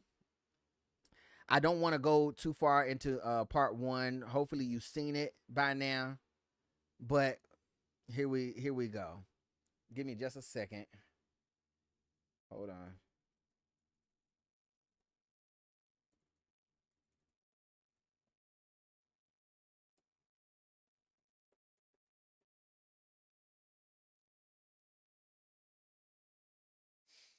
Okay. Actually, let's set a new goal here for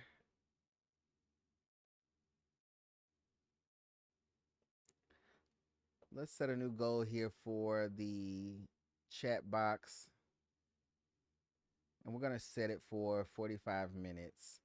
So We'll see what we get. And if we reach the goal, I will do a dance for y'all. What that dance is, I don't know yet, but I will do a dance. Okay. Anyways, we have a new goal set there for super chats. If you want to support the live stream, you know what to do. But most importantly, share this out to someone who has seen Beauty in Black. You are yet to watch Beauty in Black Part 2. Good for you. Good for you. Have you all seen Beauty in Black, by the way? This may be a bit of a spoiler for Part 2, but let me know in the chat if you've seen Beauty in Black, both Part 1 and Part 2, or if you just seen it at all. You found a way to watch. Are you talking about 1,000 Blows? Is that what you're talking about, Tife? If you found a way to watch it, you won't be disappointed. You won't be disappointed. Are you talking about Beauty in Black Part 2? Are you talking about Beauty in Black Part 2?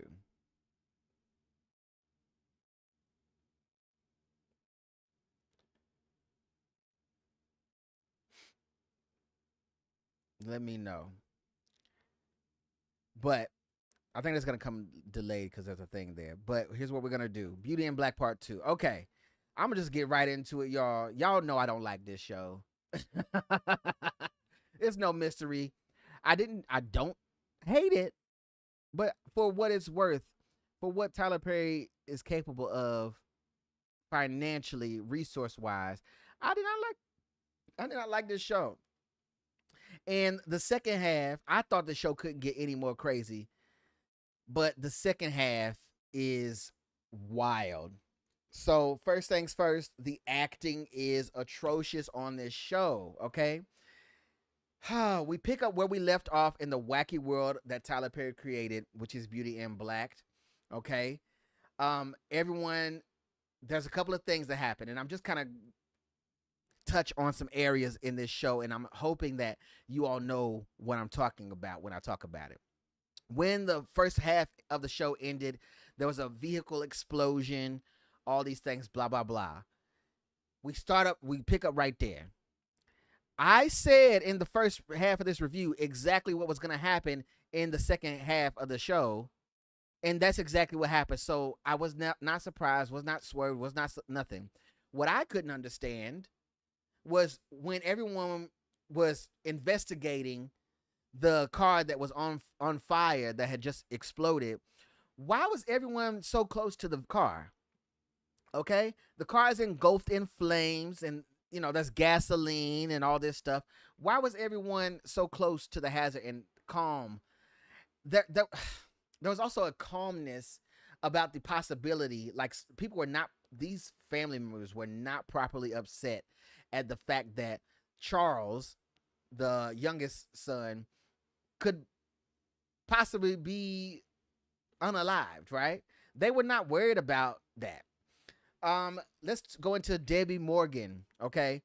Debbie Morgan, she keeps working with Tyler Perry on different projects, and for some reason Tyler Perry wants to push the envelope with Debbie Morgan, make her cuss and fuss and all kind of things. Well, in the second half of Beauty in Black, Debbie Morgan ends up with this random young guy, okay? Why? What was the reason?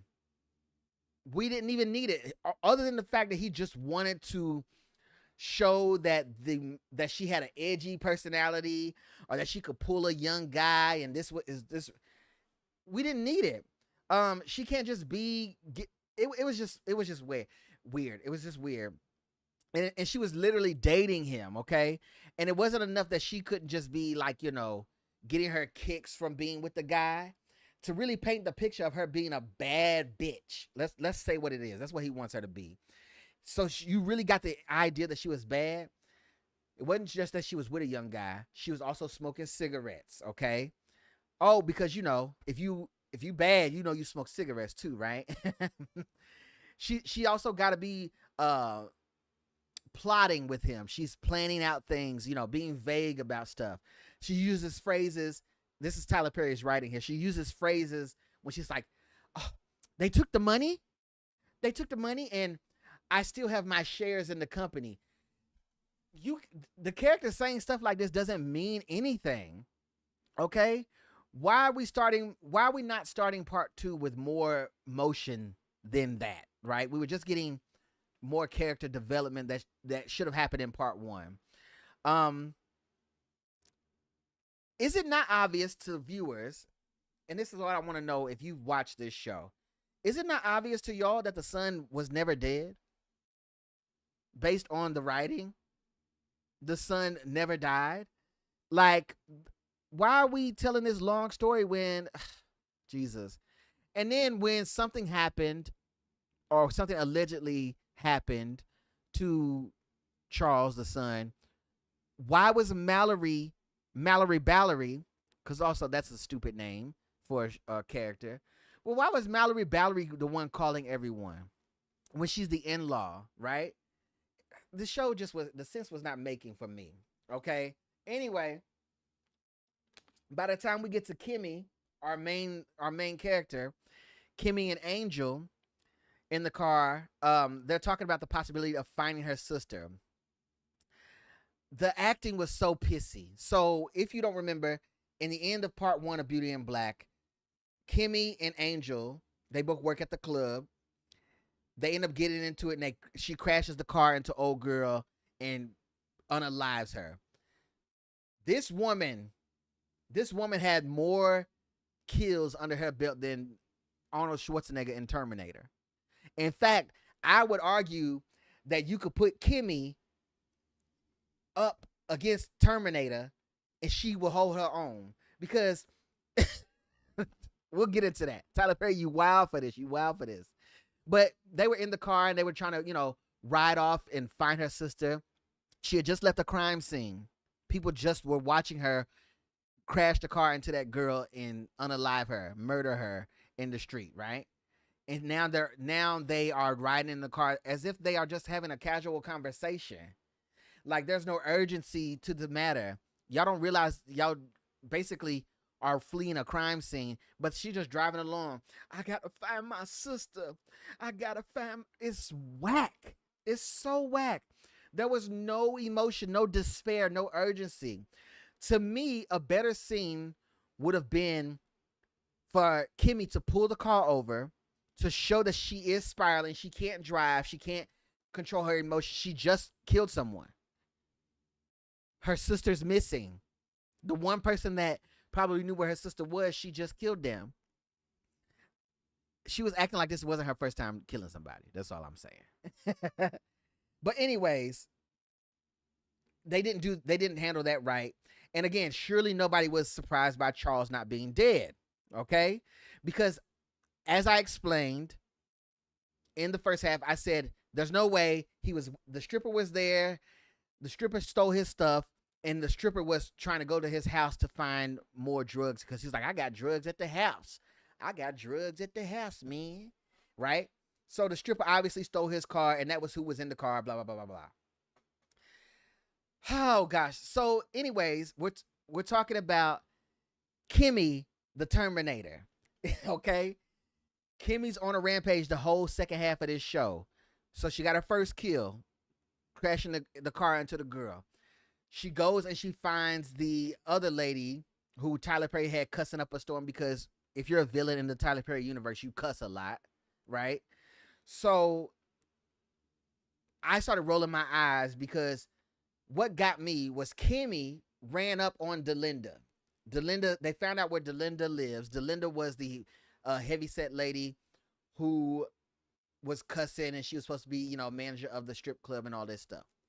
She's also the one who took Kimmy's teenage sister and kidnapped her and took her wherever. We don't know.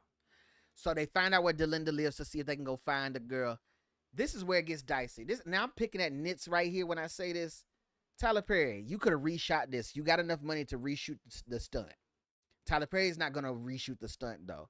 There's a part where where Angel and Kimmy are supposed to come through Delinda's back door, and they break the glass. Now, me being me, I noticed that the glass broke before the object hit the glass. It was like a flower pot or something, like a heavy flower pot that was supposed to be. So she throws the flower pot at the door, and there's glass in the door, y'all. And I kid you not, the glass breaks before the flower pot even touches the door. But in typical Tyler Perry fashion, they left it in there. They left it in there. Whatever.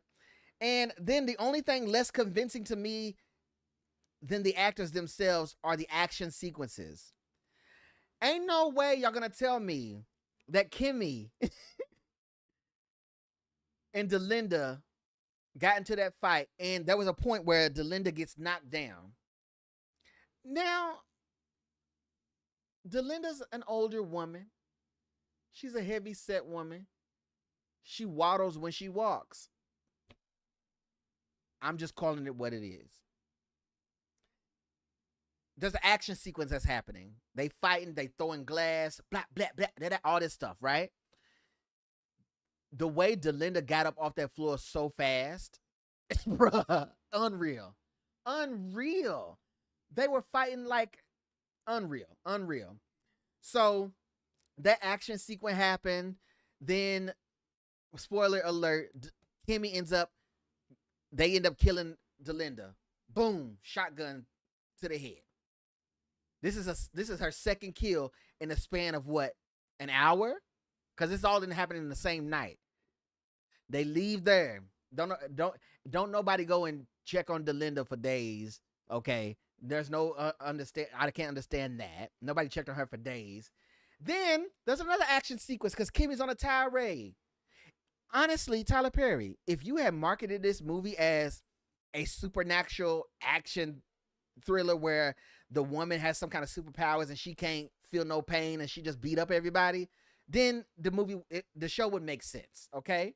So there's a third action sequence. Kimmy goes on a third tirade. She drives all the way to where her mom lives. Now, keep in mind, in the first half of this show, her mother is a deadbeat. They're not close. She, has Kimmy's younger sister, but she don't treat her that good. So Kimmy's sending money back home to her younger sister, checking in on her, blah, blah, blah, blah, blah, blah, blah, blah, blah.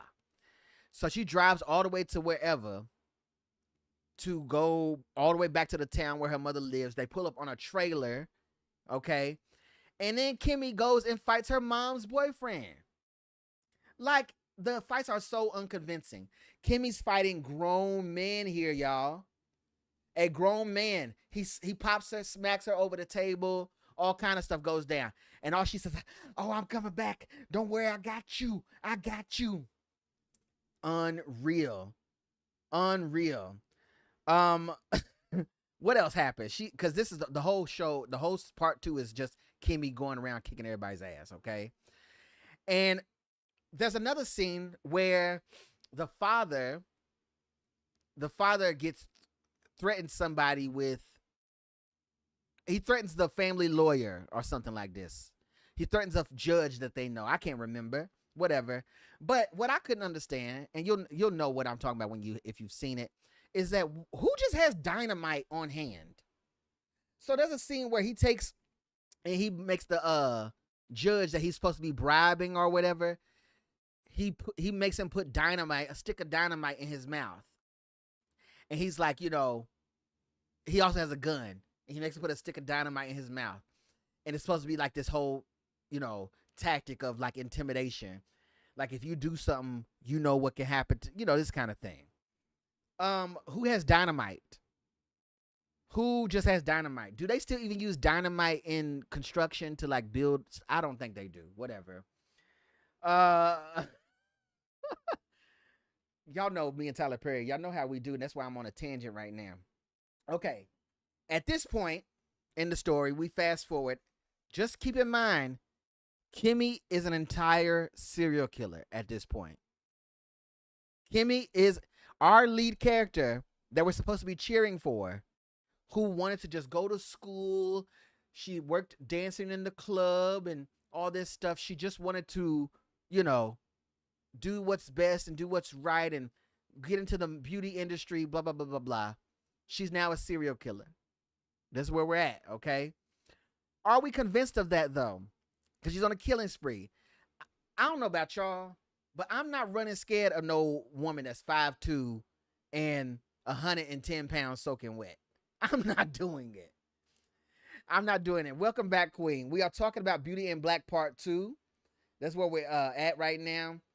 And I'm just going in on the fact that Tyler Perry should have rebranded this whole series as a young woman who was a serial killer and she's has superpowers because she don't feel no pain. The show just was crazy, okay? Somebody says, go Kimmy, Team Kimmy. Kimmy should have not survived the first couple of ass whoopings that she received. Let's be real. I'm not going to run away from a 5'2" chick, personally. I'm sorry, but it is what it is. Also, we have Kimmy's friend. Kimmy's friend was in the hospital for what feels like months to us, the viewers, because it's part 1 they put out, and then a few months later, part 2. But that, I don't even care about. That don't have anything to do with her, right? It's the way Kimmy killed 2 people in hours, just within hours, and then casually strolled into a public hospital while she and Angel was so calm about the situation. Both of them, there was no if they were both gonna be so chill about the fact that they serial killers, why even have her have a partner with her the whole time? She could have just went on the tirade and killed people by herself. Obviously, she could take the licks because she was getting up from it all day long, right? So, let's see. Okay, question. Do we really know? Because I don't think Tyler Perry ever did a good job of explaining the why. But do we really know why Mallory and Roy hate each other as much as they do? Or is it just because? Because to me, it feels like Tyler Perry just wants to have characters that argue and cuss and fuss and hate each other just because. Like the vitriol, the amount of hate that they have is crazy. I'm reading in some comments here. Let's see what we got. She's a serial killer because of her anger issues. Maybe so, but we're supposed to be cheering for her. She done killed like 5 people in one night. How are we supposed to be cheering for that? Everyone underestimates her. Oh, okay, I see. But he was supposed to show how strong her past made her. Oh, okay. So because I had a hard past, I can pick up this whole desk right now and throw it, right? I can. Let me hold on there. I can throw this desk.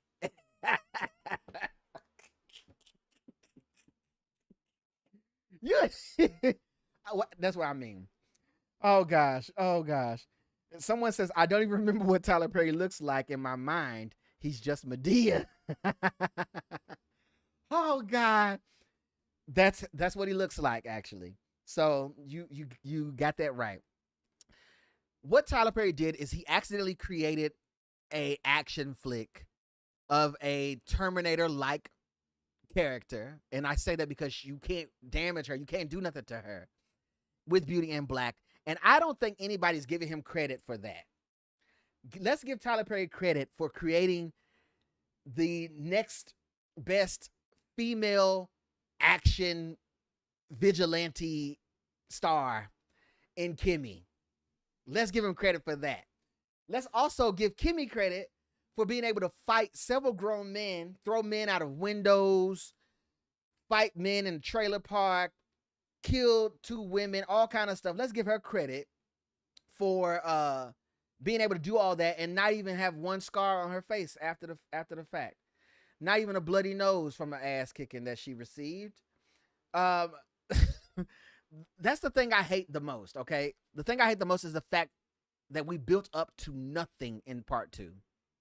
Part 2 was literally just it was just the Kimmy tirade.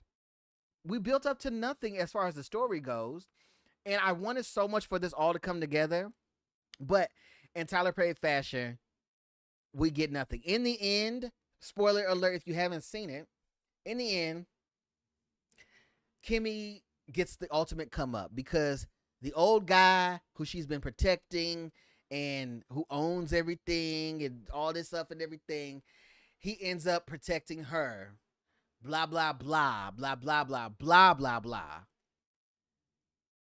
Why does she just get to leave with no consequence?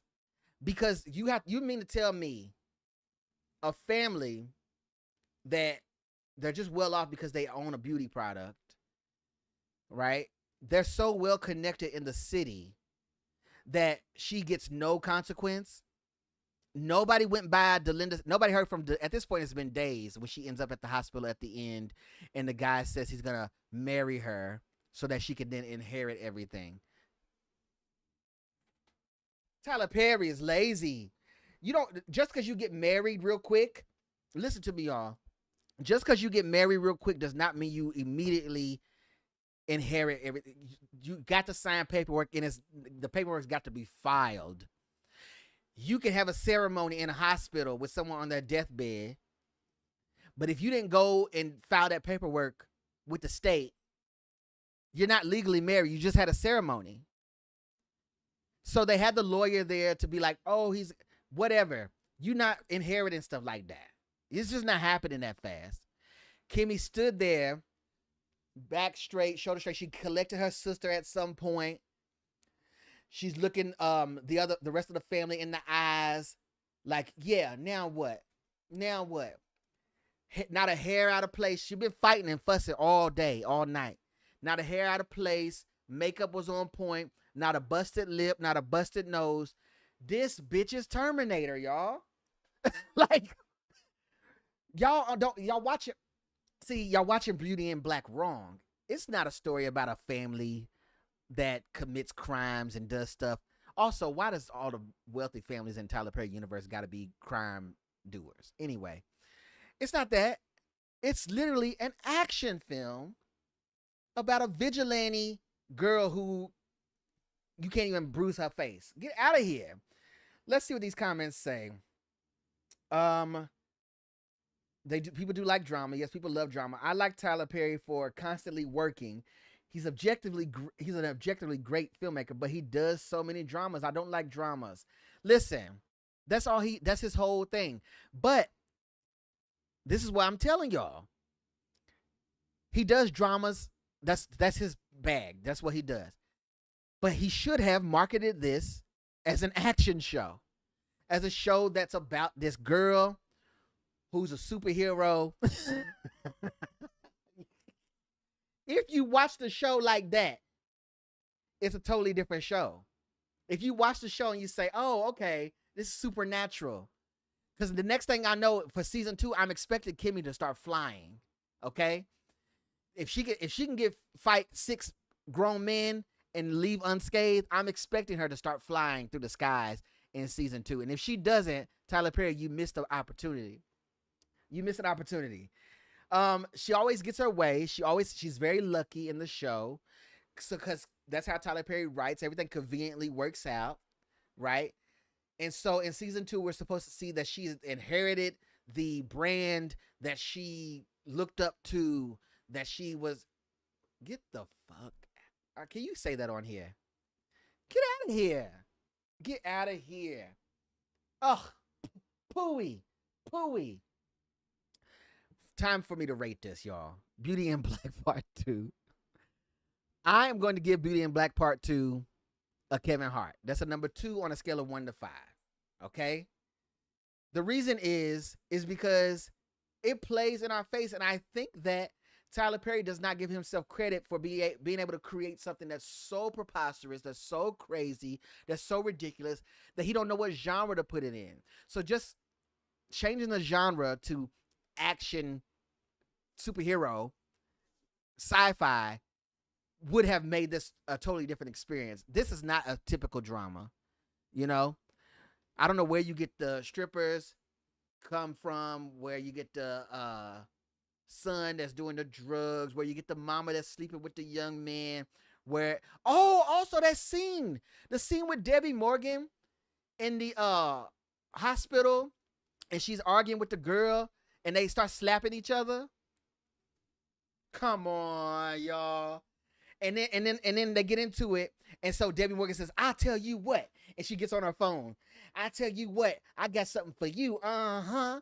She gets on her phone, and apparently she hacks This is a 70-year-old woman, hacks the the hospital security cameras, and then she clips it so that it looks like the girl's attacking her.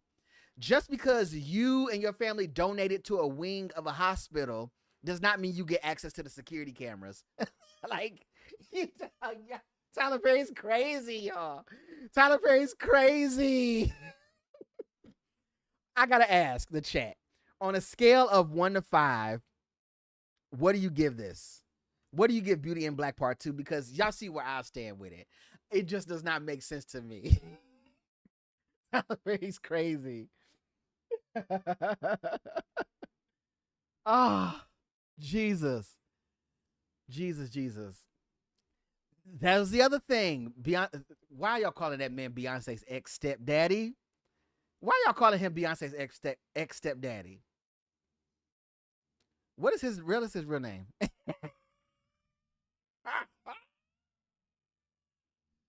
That man got a whole name. He been around. He been acting for a while.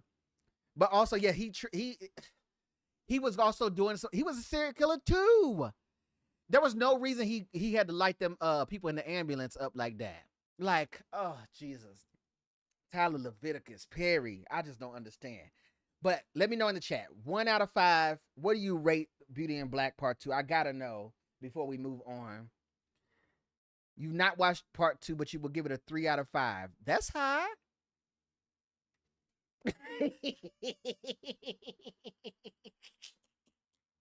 That's a high grade. Anybody else? Before we move on, we have 4 more things to go. Richard Lawson, that's his name. Not Beyonce's ex-stepdaddy. Y'all know what's crazy is every time I think of Richard Lawson, I think of his Twitter account. Do y'all know what happened with Richard Lawson's Twitter account? If you don't, it's very funny.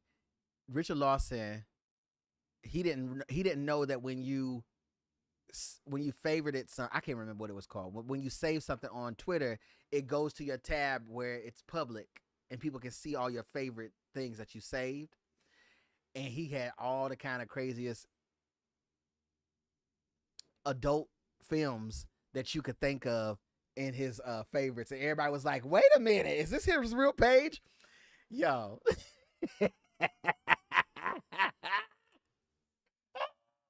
Anyways, that has nothing to do with anything. Another person says 0.5 out of 5 for Beauty in Black Part 2. I agree with that.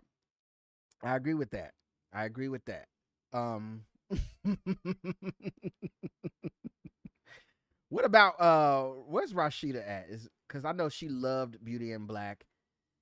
What do you rate it? Yo, it just was a crazy thing to watch, and the more I try to make sense of it, the only thing that made sense to me was for him, Tyler, to recategorize this show as a sci-fi action film, action show. Because if you recategorize it, what you do is you put in the viewers' mind, they dismiss things that are objectively impossible. So when you see things blowing up, when you see bodies mangled in the street, when you see, old women who can take slaps from over here to there and not budge, when you see certain things, you excuse it because it's like, oh, this is sci-fi, right? I think he missed the mark.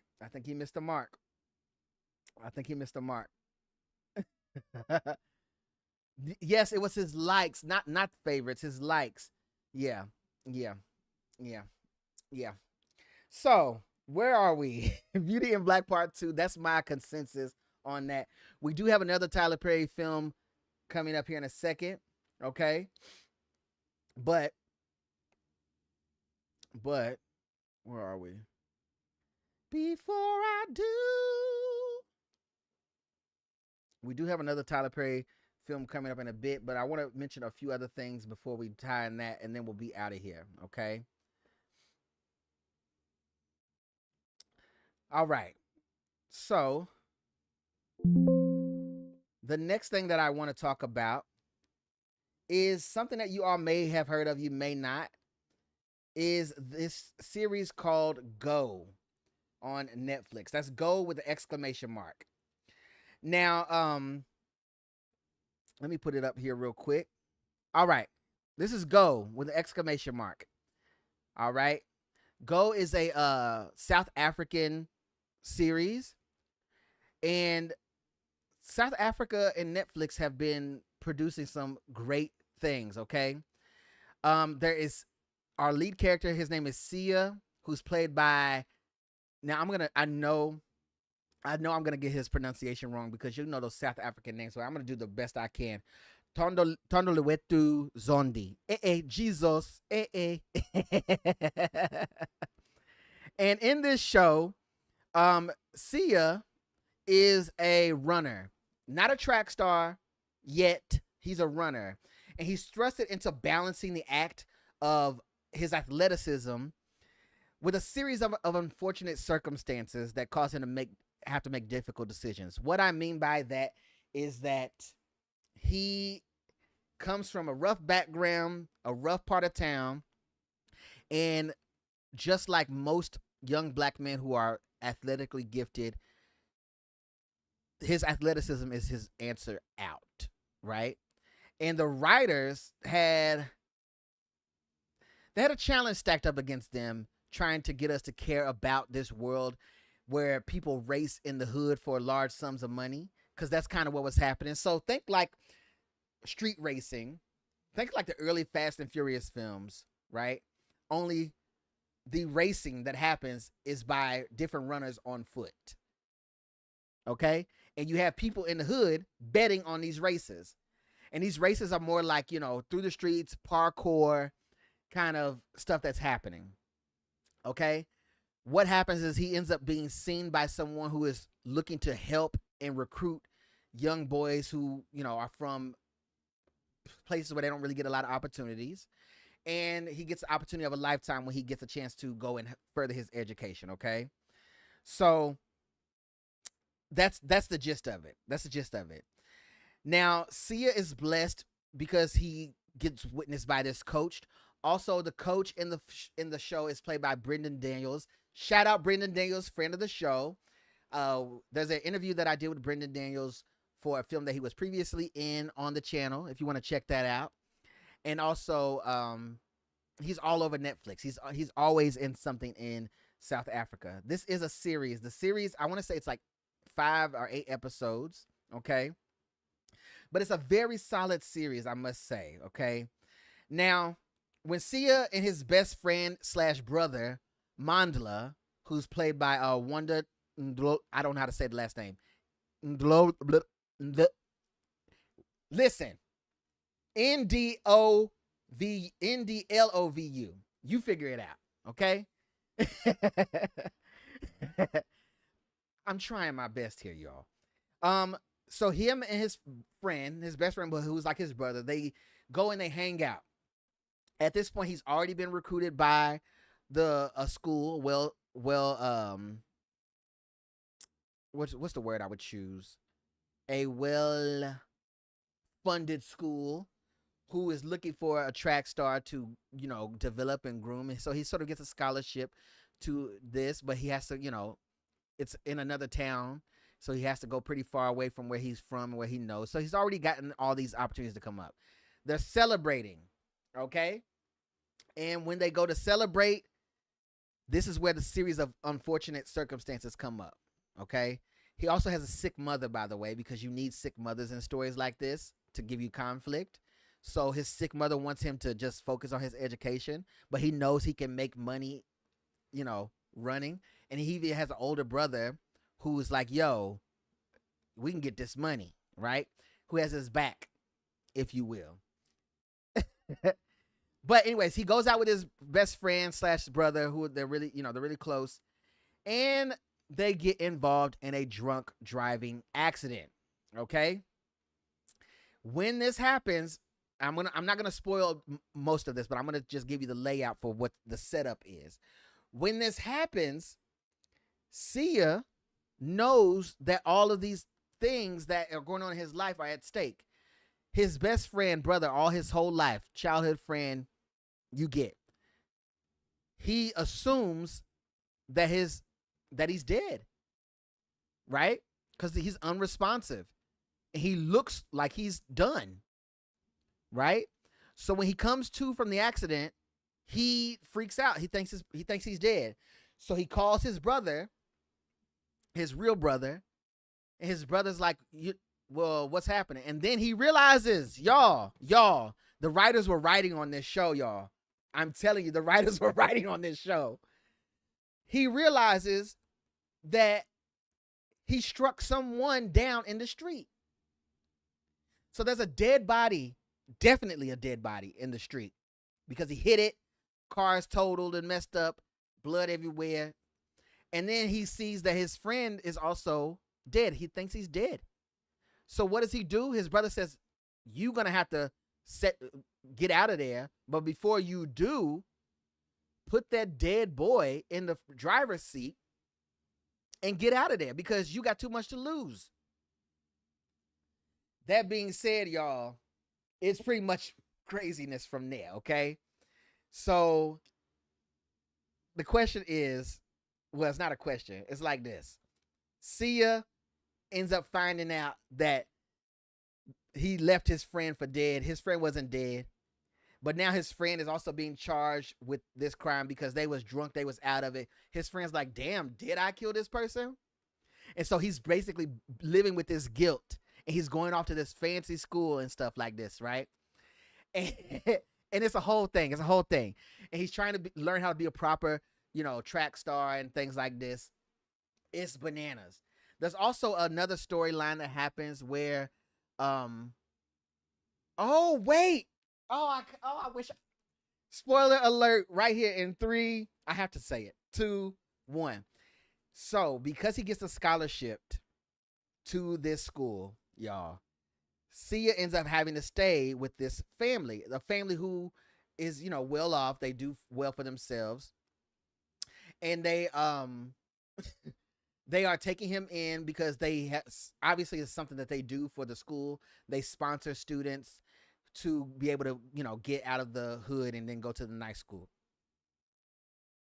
Turns out, y'all, the boy that they end up killing in the street in the car accident, the one that was laid out in the street, is actually the son of the parents that took him in. Y'all, I'm telling you, you got to see this show. You got to see this show. Again, the show is called Go. That's Go ! And it's out of South Africa. It's on Netflix. I don't want to even spoil the ending for y'all. All I'm going to say is they better get a second season, okay? Because everything is on point. Everything is done right. They better get a second season. And I'm going to give the show a Queen Latifah. 4 out of 5, hands down. Recommend. If you can check out this series, it's a quick watch. I think it's like 8 episodes max. Quick series. Watch it, and I swear, y'all, we will discuss. Okay? All I'm saying is all the pieces are there. Y'all. Okay. We're almost there. Let's go into something that really broke my heart. So when we first started, I talked about a series that got canceled, but that series deserved to be canceled. This series does not deserve to be canceled, but as I'm talking to you about it now, it has been canceled, and that is The Residence. So The Residence started Uzo Duba. Is that how you say her name? I feel like I always say her name wrong, but then I check and I said it right. And it was a series that was about a detective who could have existed in any realm. Like, she had this way, and also the series was produced by the Shondaland umbrella. So Shonda Rhimes put her stamp on it, and that was, the thing to push the film out like that, right? That being said, The Residence did get canceled, And my question is, why can't we have nice things? Why we can't enjoy nice stuff, y'all? Like, the writing was on point. The story was original, okay? This was a comedic murder mystery drama, and it leaves you guessing from episode to episode. So this is done in the same way of like, if you are a fan of shows or games, like, okay, if you ever played the board game Clue, right? And you got to put these things together to figure out who did what to who when. If you like films like Knives Out, there's a bunch of films that have been made in this genre, this murder mystery, where someone comes in and they kind of figure out who is the killer. The only thing is, this story takes place in the White House, and there's a lot of White House employees and staff, and there's a party that's happening.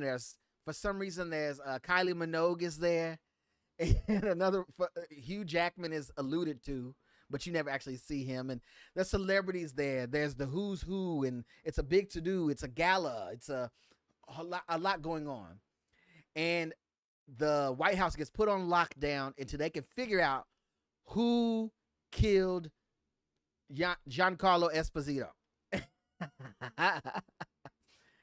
You couldn't get into the residence.